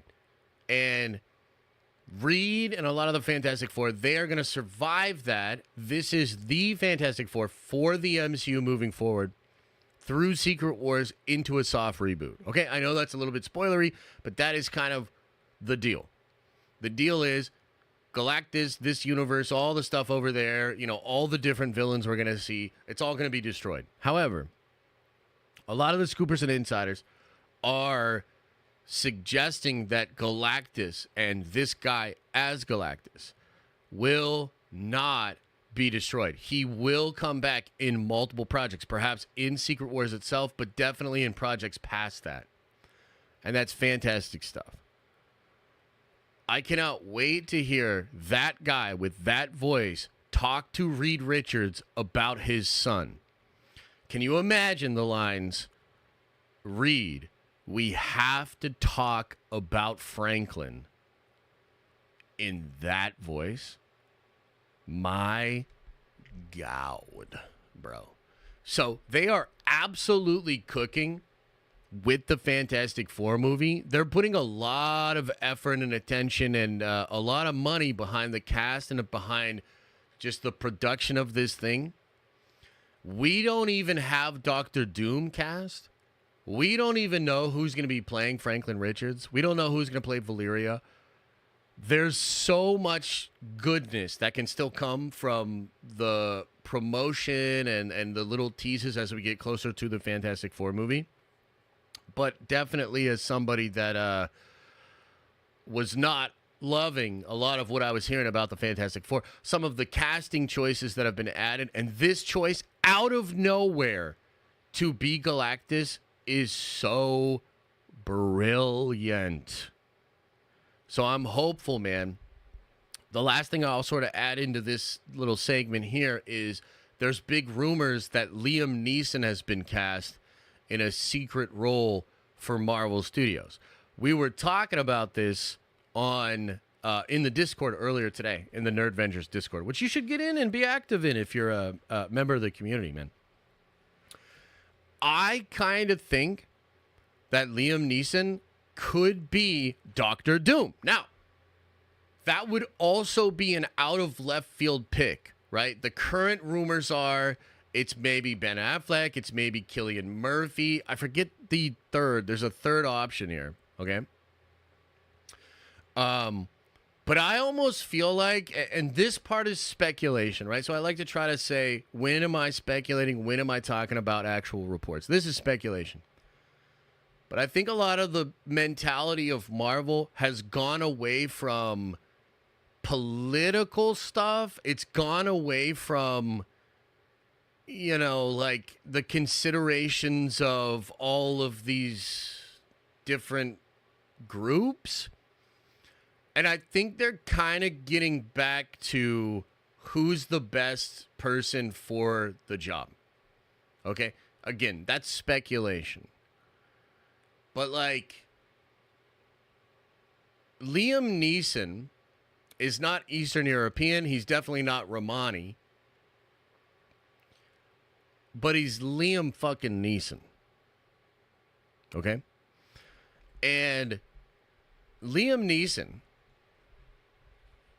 with a Doctor Doom mask, and even if he just slightly sounds a little bit more Eastern European, he doesn't even have to go for it that much. Can you imagine that voice, his gravitas, what he brings to the table? All of that is more important than the nationality or what boxes he checks off, frankly.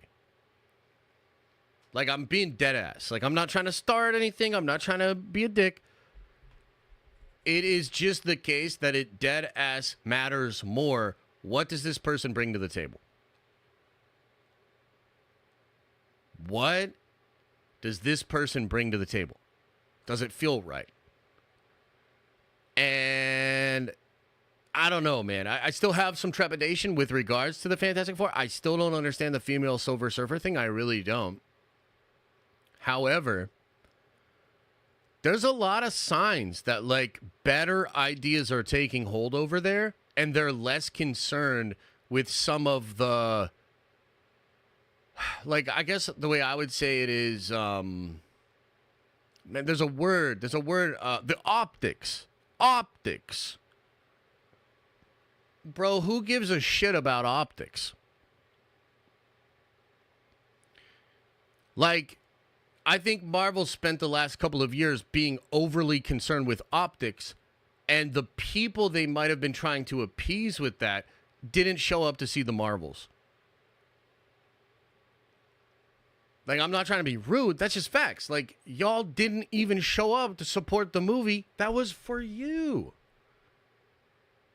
So if I were Marvel Studios, lesson learned. Lesson learned. I am not going to worry about you as much.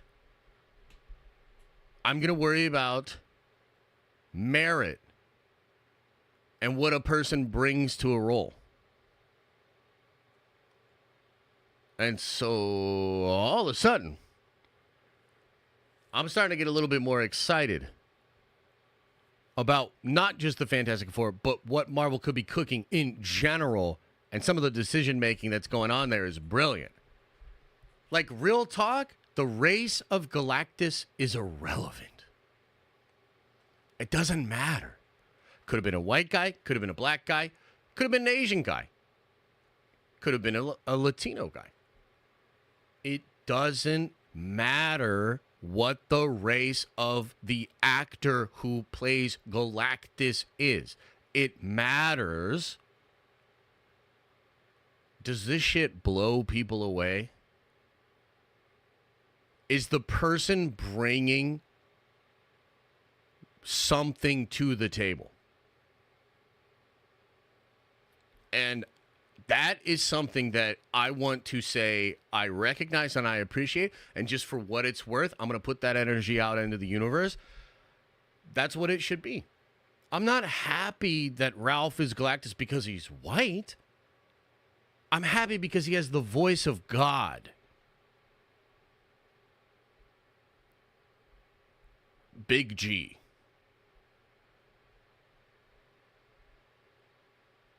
Let's fucking go!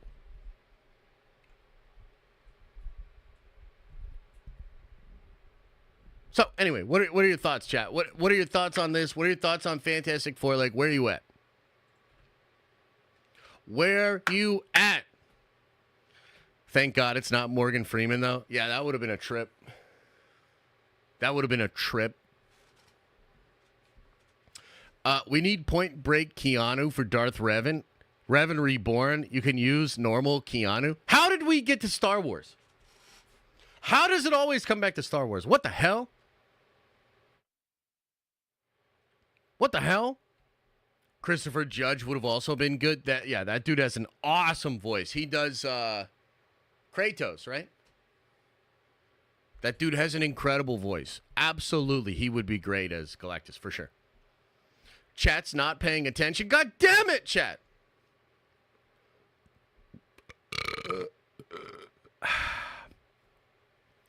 Kratos is a god? No? Yes, he is. It's a full circle. Oh, thanks, Mystic Troll. Appreciate you. Super hype for this movie. Only thing holding it back from being the most hype is Pedro as Reed. Yeah, I'm still not sold. You need to sell me on Pedro as Reed. 100%. Christopher Judge's Apocalypse would be amazing. You're not wrong. You're not wrong. That would be amazing. One thing I really like about Christopher Judge, too, is, like, he really cares. I've seen some videos of him talking about, like, Kratos and, like, he gives a shit, man. He goes for it, you know? So, it's good stuff. Same as you, getting more hyped, but Pedro is going to have some work for me. Yeah. What's wrong with Pedro? I just don't see him as Reed. I just don't see it, dude. Like, when I say, like, Pedro has played many different roles. Okay? He's sort of, in Game of Thrones, he plays a sort of suave, playboy, like, assassin-type badass guy. Okay? In Mandalorian, he plays a reserved, somewhat competent bounty hunter with a heart of gold. In The Last of Us, even though I haven't seen it, my understanding is he plays sort of a ruffian, country-style dude with like a heart of gold. Okay, I like Pedro in almost everything I've seen him in. I like him in Triple Frontier, where he plays that kind of ruffian dude. I like Pedro in the movie with Nick Cage, where they do acid together. That shit was brilliant, right? But here's my point. None of the roles I just mentioned have Pedro as the smartest person in the room.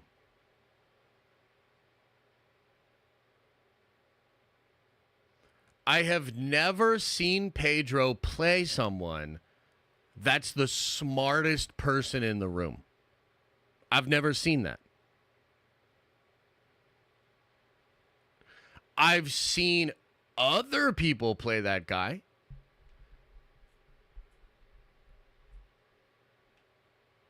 But I've just never seen Pedro play that.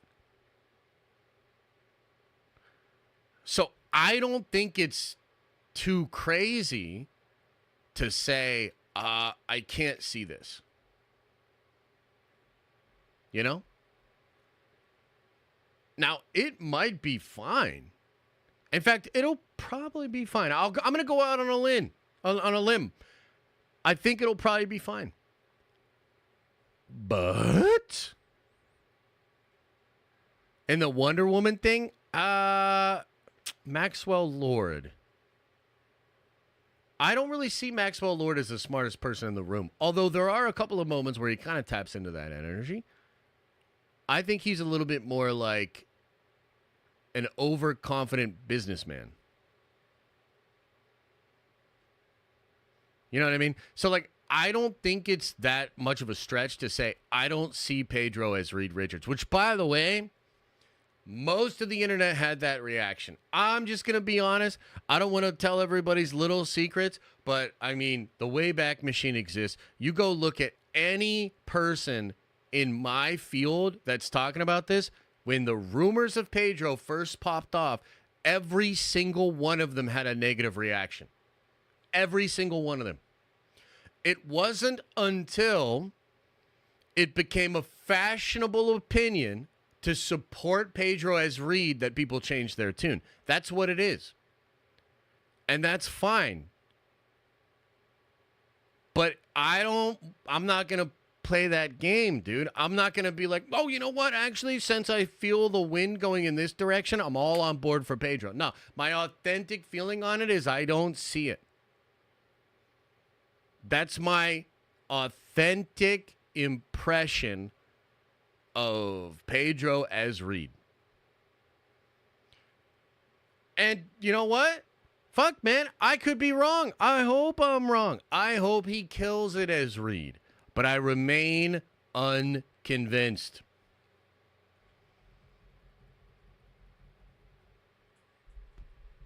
That's all. You know, that's not. It ain't that deep, Chad. It ain't that deep. Okay, you guys ready to talk X-Men? Are you ready to talk a little bit about X-Men? Do I trust him as an actor? Yeah, absolutely. I've never seen him phone it in. He always takes his projects very seriously. I like Pedro, man. But just because I like a dude doesn't mean you think he's right for a role.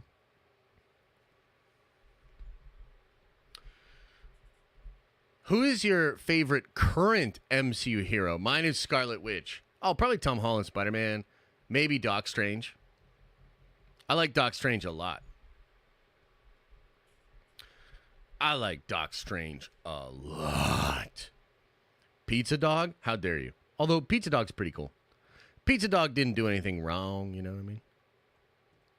Okay, we got to talk about this X-Men rumor. There's layers to this. There's a couple of different things we got to go into here, all right? Let me get this pulled up. Let me get this pulled up.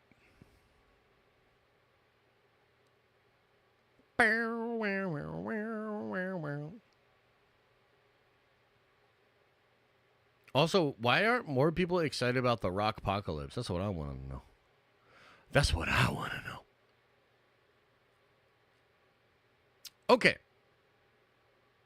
Okay, here we go. Got a couple of things to go over with this one. So, X-Men news. I think this is maybe the most hyped up, most anticipated thing that Marvel has going on right now, especially because X-Men 97 is crushing it right now, and the social media conversations around that have been great. What a gift that show has been. Fantastic stuff. Of course, we also have Deadpool and Wolverine. We got Wolverine showing up. But the question is, what's going on with the X-Men movie? And we've been hearing for the past 9 months that Marvel Studios is accepting pitches. They're trying to figure out who's going to helm the new X-Men movie. Now, just a few weeks ago, there was a big report out there. It kind of came out from Alex Perez, the Cosmic Circus. Some of the stuff they were talking about lines up with some stuff I've heard as well. And this was about Avengers versus X-Men. You guys remember we talked about this? So right now they're developing an X-Men movie. And it's possible that that X-Men movie is actually going to take place in the universe that is shown at the end of the Marvels movie, right? So you've got Monica Rambeau going into another reality. She sees her mother as binary or as Captain Marvel. She sees Kelsey Grammer as Beast, and there's mention of Charles Xavier. So that is an X-Men universe. The rumors are that that universe was where this new X-Men movie was going to take place, and it could end up being that universe versus the 616 in an Avengers versus X-Men movie. Okay?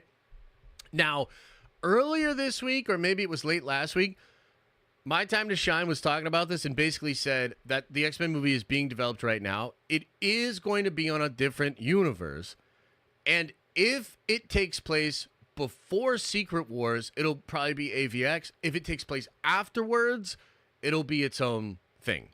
So I think Marvel's still kind of trying to figure out exactly what they want to do with this X-Men movie, but they have to wrap up what happened in the Marvel's post-credit scene either way. I frankly think it's still probably going to be Avengers versus X-Men and setting up more of those Fox X-Men characters for Secret Wars. That's what I think it is, but we don't know 100%, okay? Now, we have got some more recent updates. Just the other day, it was mentioned that Ryan Coogler is signed on for Black Panther 3, and they also potentially want him to do the X-Men movie, okay? We also heard, and this also came out from My Time to Shine, that Janelle Monáe is having conversations to join the MCU, potentially in the role of Storm. Now, here's where this gets really interesting. How could Black Panther 3 tie to X-Men? How could that work together? Do you see where we're going with this, chat? Is everybody checked out? Hello? Oh, I got to turn gambling off. I'm going to turn gambling off right now, guys. I'm sorry. We've had it on for too long. There you go. It's off. It's off. Hello? It would have to be T'Challa and Storm.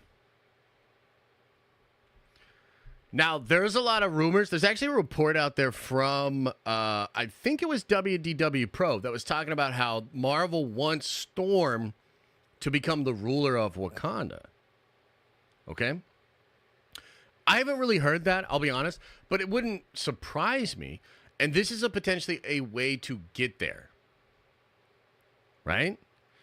Now, of course I want the actual T'Challa to come back. And I think that if you really wanted to go this way, you would have to do that, right? However, if this is taking place on a different universe, perhaps T'Challa is still alive on that universe. Perhaps T'Challa and Storm are married in that universe. Okay? So just little rumors, little bits of information. But if we're thinking of the framework that we kind of have established with a lot of the other rumors, it kind of makes sense to me that this is how they're building it up and this is how they're playing. Now, My Time to Shine said a long time ago, and this was in the wake of Wakanda Forever, she reported that the actual T'Challa will come back in the MCU reboot. Okay? Now, the TLDR on that, even though a lot of you that are watching this already know, the TLDR on that is after Secret Wars, there's going to be a soft reboot for the MCU. And you're going to take some of these other universes, like you think about Fantastic Four. It's taking place on a different universe. X-Men movie taking place on a different universe. But after Secret Wars, it's like all of those things are going to be smashed together. So this allows Marvel to establish things, some of which can be brought in and mixed up with the 616 continuity to create a new continuity. There was a moment at the end of God of Stories Loki's run where God of Stories Loki is petrifying these moments in time and saving them so that when the new timeline comes out, he can drop all of those moments onto the timeline, and then those moments become like the history. So that the new timeline would essentially be very similar to the old timeline. I think something like that could be happening, but you're going to take maybe some moments from Fantastic Four movie, make it canon to the soft rebooted MCU. You're going to take some moments from this potentially Black Panther 3, potentially the X-Men, and petrify that and save it for the new universe continuity. Now that's definitely weird, right? And it's pretty wild. But I think it could work. And if you really think about a lot of the stuff they're cooking up, man, this could make perfect sense. Bringing in the X-Men in that way, creating that T'Challa connection in that universe, only to then bring it into ours and apply it. I think it could be pretty crazy, and I think it could actually work. The other thing that was reported were the writers that are within the sort of final selections for this process. And this was reported from Jeff Snyder last night, and also I think this morning in his newsletter. Okay. And let me just find the names here. Judkins and Leslie. Judkins, he did a bunch of Law and Order. He worked as a co-producer on Chuck, Hemlock Grove. He did Agents of S.H.I.E.L.D. stuff, The Wheel of Time. He was a showrunner on that. Judkins co-wrote Tom Holland's Uncharted movie, an adaptation of The Division with Gyllenhaal, co-wrote for Lionsgate, Hunger Games, Now You See Me 3. So the point there, and this was something that Snyder focused on in his newsletter, is these are not huge names. These are people that have done a bunch of work and have worked at different levels of the business. And what I think that means is Feige needs people that can work within the Marvel system. He basically needs more Michael Waldrons. And what I mean is people that will do 17 drafts. Like, he needs people that are going to be able to rewrite and work fast. Right? I think in the past couple of years, with the writers and the directors, Marvel has found themselves chasing hot new talent or people that have broken in and made a name for themselves. And I think that was a mistake because, you know, pick your person, name your example.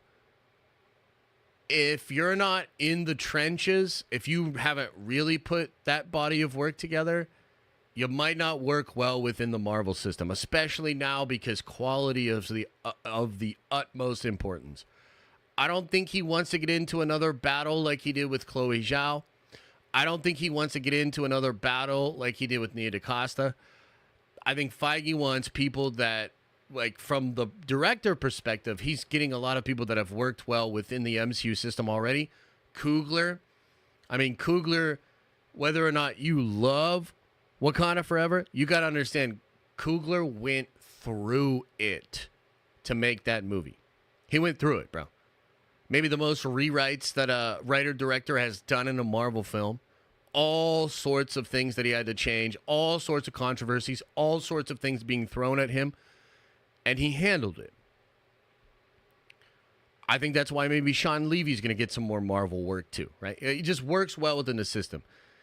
So these writers, while not super inspiring choices, I'm actually chill with it because, like, my perspective on it is, okay, we're no longer trying to chase the name, the talent, the poppiness.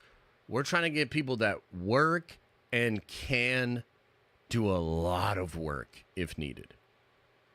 Right? So, when it comes to the X-Men stuff, there's a lot of mystery out there, but there's a lot of smoke, ladies and gentlemen. Like, this is a lot of smoke, and I think there's some fire. So I think potentially this is another thing that we'll get more updates on soon.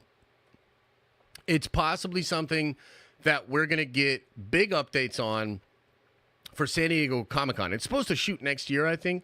So they really want this thing to get going. So that's the updates. I think we'll get even more updates. And a lot of this is it feels like a lot of this is fitting together. So that's the updates on the X-Men. I hope it's Avengers versus X-Men. And I'd love to see what Coogler would do with an Avengers versus X-Men film.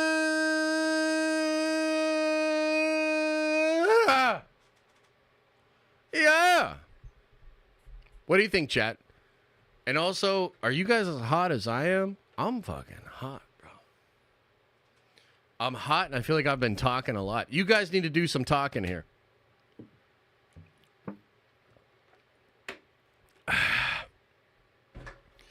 I think you guys need to start filling some of this dead air, man. Because I'm so hot, I'm about to pass the fuck out. Oh, my God. Den of Yaps. Den of Yaps. See, I can't even read right. Hot Josh Summer. Dude, it is a hot Josh Summer, isn't it? Whoo! Whoo! Hot damn. And I will go over some of these super chats. I see people asking about it. So Star Wars. How dare you, llama? Take your shirt off, Josh. We're almost there. We're almost there. See you later, Justin. Appreciate you. I don't think Ryan is going to end up found X-Men. I don't think Ryan is going to end up doing X-Men. Oh, Kugler? Maybe, maybe not. What did you buy for May the 4th? Nothing. I bought nothing. I actually bought more Marvel stuff on May the 4th than I did Star Wars stuff. So there you go. May thy ninth chip and shatter. What the hell? I blame Coke. Yeah, I blame Coke too. All right, let me catch up on some of these chats.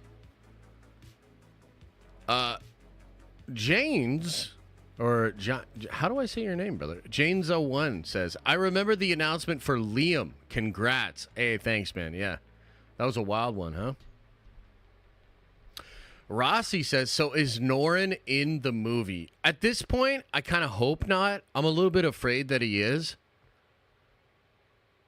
And I'm not super pumped about what I've heard about that. But, yeah, we'll see. We'll see. I mean, here's the thing. The casting of Galactus came out of nowhere. I'm hoping some other stuff for Fantastic Four comes out of nowhere, too.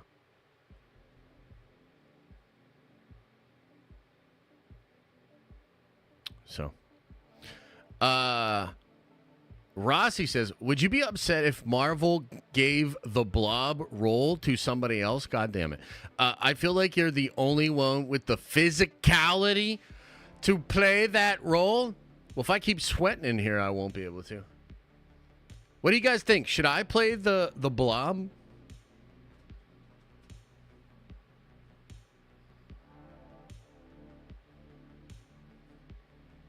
What do you think?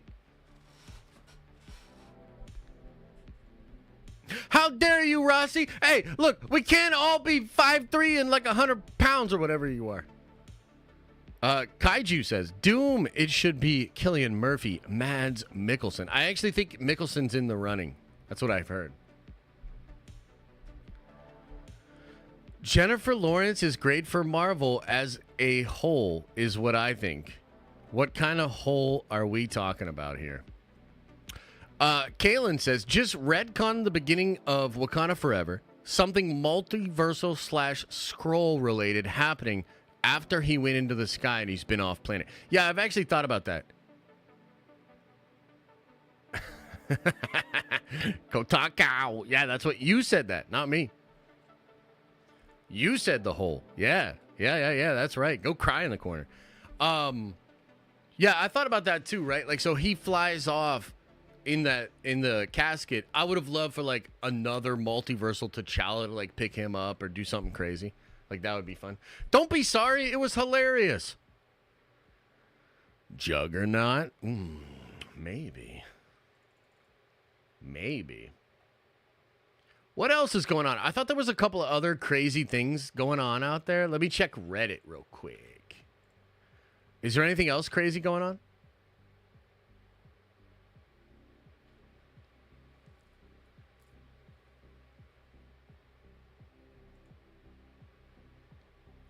The Rock? Yeah, I want him. I want the rock. Oh, yeah. I mean, this one was kind of fun. It's not really like a big... I won a code for Marvel Rivals in the Discord. 1 of 50. My man. I'll be live 7:30. Maybe you can jump on my squad. Yeah. So this is kind of interesting. Ryan Reynolds and Hugh Jackman were asked about their futures as Deadpool and Wolverine in the MCU, like past Deadpool and Wolverine.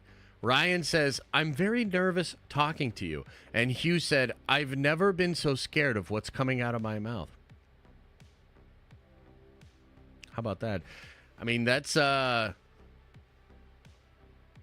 mean, is that better or worse than Andrew Garfield? Real talk.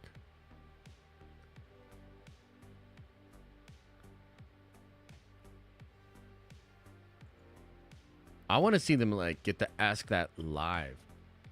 And also, what the hell? What are you guys thinking about Janelle Monáe's Storm? I saw some people hating it.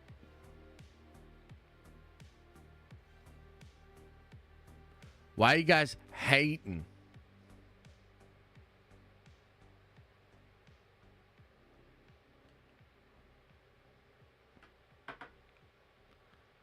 Jump onto your squad? I thought this was a family show. Whoa! Whoa, whoa, whoa, whoa, wow, wow, wee, wah. You think Janelle is too light-skinned? Is she even light-skinned?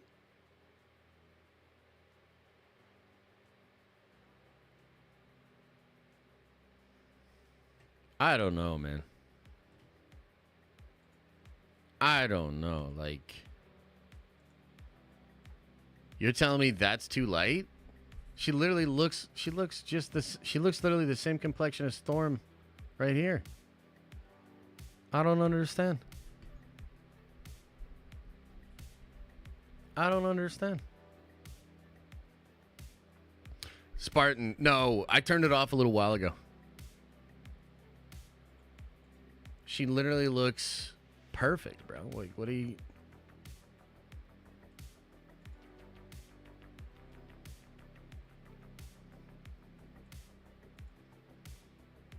I mean, she's not as black as the background around this logo.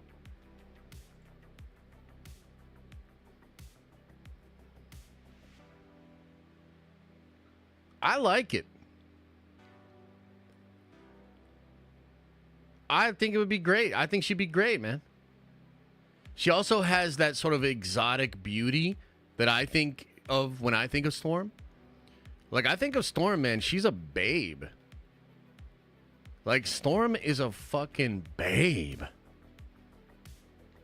I don't like the acting fit, though. Well, I'll be honest. I don't really... Like, what has she been in? Would I have seen her in anything? I'm, like, not really that familiar with her. Ooh, I just got a cramp. Oh, cramp in my foot. Cramp. Oh, she was in Glass Onion? Yo, she's the person that plays the sisters? She was great. She was great in that movie. Den of Low Potassium. That's the best one yet. Thanks, Haunted Autumn. I guess I'll go eat a banana. I want a stronger tone and body. Oh, yeah. But so you don't hate it, though. You just don't love it, right? Is that kind of what it is? Because I'll tell you this, like, I think this dude's body, you know, he's not exactly, you know. So, like, I'm in a similar boat, bro, where I'm like, I don't know. I mean, like, I want a stronger body.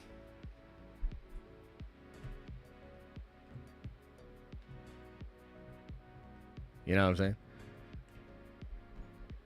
Actually, real talk, his face isn't bad as Galactus' face either. I'm just playing. Yeah. She's very fit and healthy for Storm. Wait, what does that mean? I'm confused.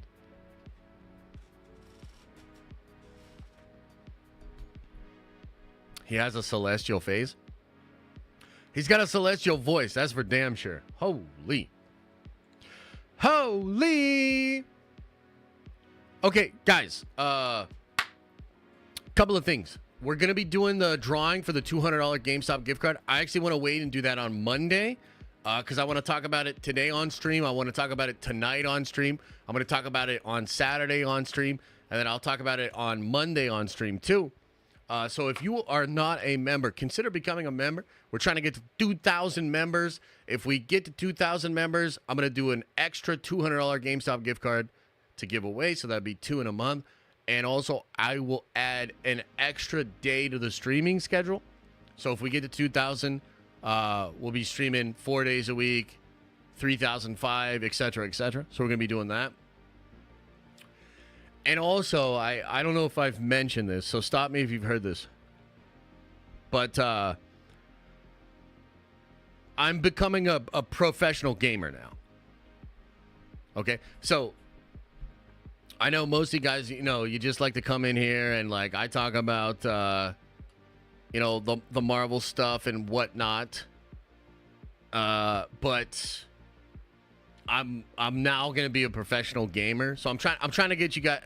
I haven't mentioned this before. I'm trying to get you guys to understand there's big changes. I'm now a professional gamer. So tonight at 7:30, I start my journey as the next ninja or Jinxie. They're all gonna be talking about me. So come on by tonight, 7:30, man. I'm gonna be streaming. We're gonna be getting into Marvel Rivals, and I'm gonna show you some skills. Stretch your fingers. Okay, I will. You want to see something kind of gross? I can stretch this one in like kind of like a weird way because I got hit with a chainsaw back in the day. I don't know if you can see the scar. Can you see the scar on there? I had a chainsaw go into that knuckle and take some of the ligaments out so I can kind of... I don't like to do it a lot because it actually hurts a little bit, but... Yeah, man. Oh my goodness! Matt Campbell gifting 5 memberships. Holy shit, bro! Thank you so much. That's honestly, that's awesome, man. Thank you so much. We almost have 40 new members on today's stream. I can't believe it. The support is out of control. So thank you so much. Let's see here. Steve McTee says, Josh, are you reading the current F4 run? The last issue talked about Franklin's power, and it was incredible. I'm super pumped for the movie. No, I'm not currently reading it, but now that you mention it, I'm going to go back and read that one, dude. That sounds awesome, dude. So thank you for bringing that up. Chillin' says, only 4 months till 2 years, baby. My God. Yeah. Congrats on the new baby Avenger.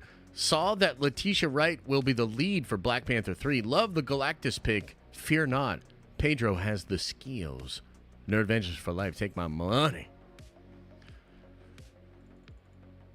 I want T'Challa to be the lead, but maybe they could do like a multiversal thing and bring a new T'Challa in and still have her kind of dealing with it and just kind of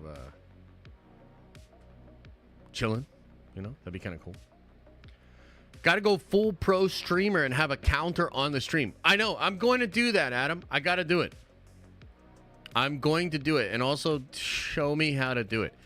Adam, you're not that far away. You're in New Jersey. Just drive your ass like 7 hours over to where I'm at and help me figure this out, and I'll buy you dinner. So come help. Come help. No Diddy. Matt Campbell follows up with a 10 spot. Man, I appreciate it. That's very generous. Says, congrats to you and Elisa. Here's to a healthy and happy pregnancy for Elisa. Here's some diaper money. I appreciate it, brother. Thank you so much. Yeah, so far so good. She's in the morning sickness stage right now, but it's a little bit better than it was with Liam. Like, Liam was a very tough pregnancy. So far, we're doing much better on this one. But, yeah. Spartan Joker says, just here to top Chillin's membership length. Hashtag give me Dr. Doom. I want Dr. Doom real bad too, brother. And also, yeah, you beat him by a month. That's crazy. Oh, wait, you beat him by, holy shit, 21 months. My God, Spartan. My God. That's a lot of support, man. Thank you very much. I appreciate it. I appreciate it, brother. All right, guys. Is there anything else we should be going over before we get out of here? It's been a fun stream. I've had a good time talking about this stuff with y'all.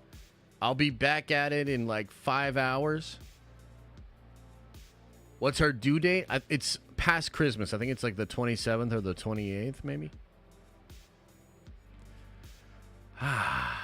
What's the membership count?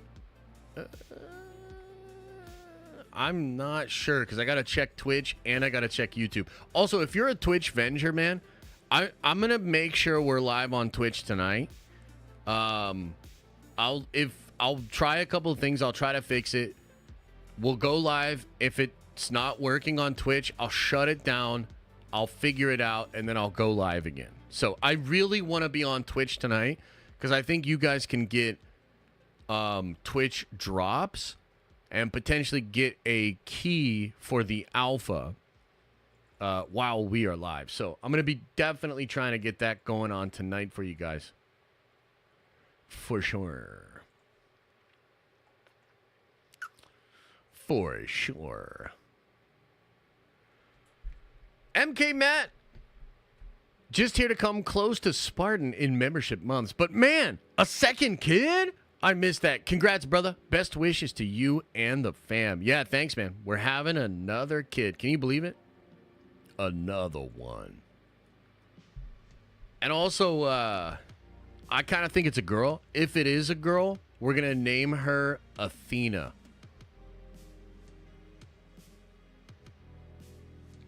Yup.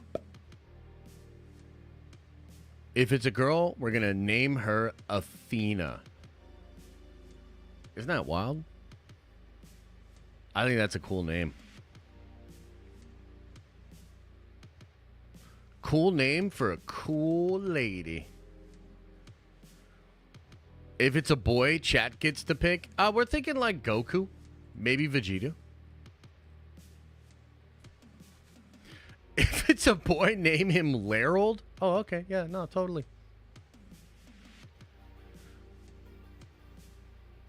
George is if it's a boy. That would be kind of funny. Naming one of our kids George Lucas. That'd be kind of wild. that'd be wild. Kakarot would be good. Yeah. Somehow Larold returns. I think Larold pops up every once in a while. I've seen him pop up a little bit here, a little bit there. So. All right, guys. Well, I think I'm going to get out of here. Thank you so much for the love and the support today. Thanks for hearing me out on all my crazy Marvel ramblings. Thanks for not bringing up Star Wars too much today. Really appreciate that. We'll be live tonight at 7:30, where once again, I will be becoming a professional gamer. So I'm pretty excited about that. I'm going to have some snacks. It's going to be good. It's going to be good. All right. I hope I see you guys later. If not, I'll see you in the videos and whatnot, and we'll be back at it on Monday. Wait, there's Lando news? Doubt it. Doubt it.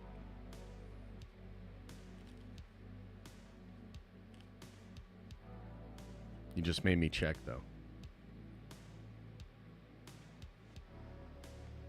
How dare you? How dare you? Okay, everybody. Much love. Appreciate you. As I always say, man, I hope you are having an awesome and a nerdy day. And I'll see you in the next video.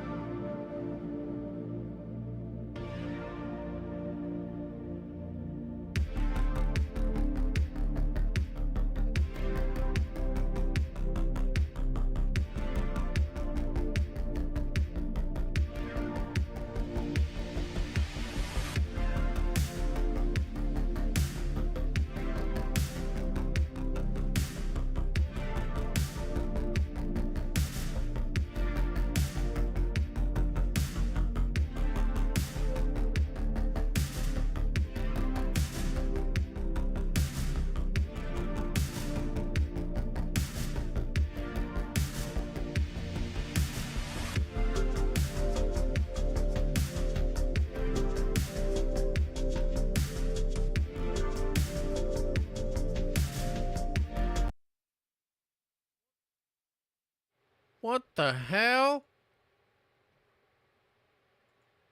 What the hell's going... Chet, it's been like 3 months. Just figure out the music thing. Like, what the hell is even...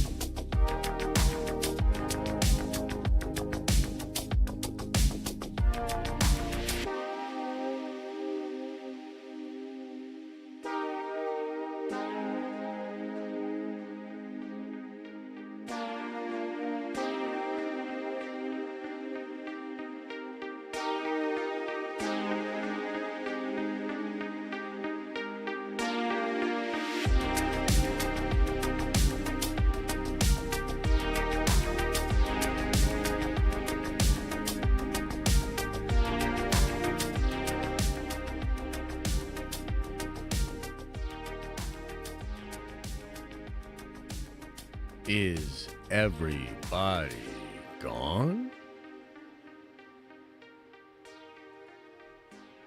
Did everybody leave?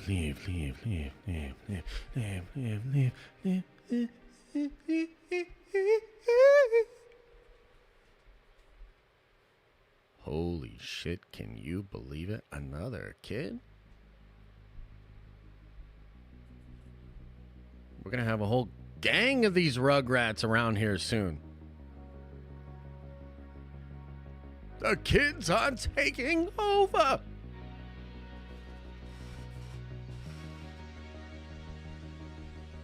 I'm just waiting for one of them to take over the streams, the channel and stuff, you know, or start doing some chores, or, you know, getting a part-time job, or,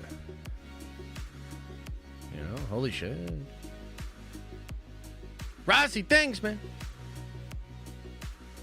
Hey, I appreciate you all. Thank you for your time. Thank you for your attention. I hope you were entertained. I hope we had a good time. I don't know if I mentioned this or not, but I'm a professional gamer now. So I'll see you guys later. For that one, you know, it's about time too. I think it's time for me to put on a show. So, hell yeah. Oh yeah, I forgot about the Rebel 2 pitch meeting. Oh, it's too bad. Maybe later.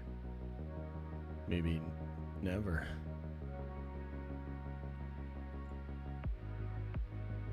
Make sure you open up your third eye. Feel the power flowing from and to you.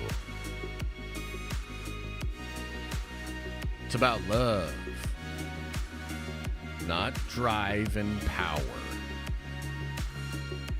Still, the rock apocalypse is dope. And also, wash out your stinky, stinky butt.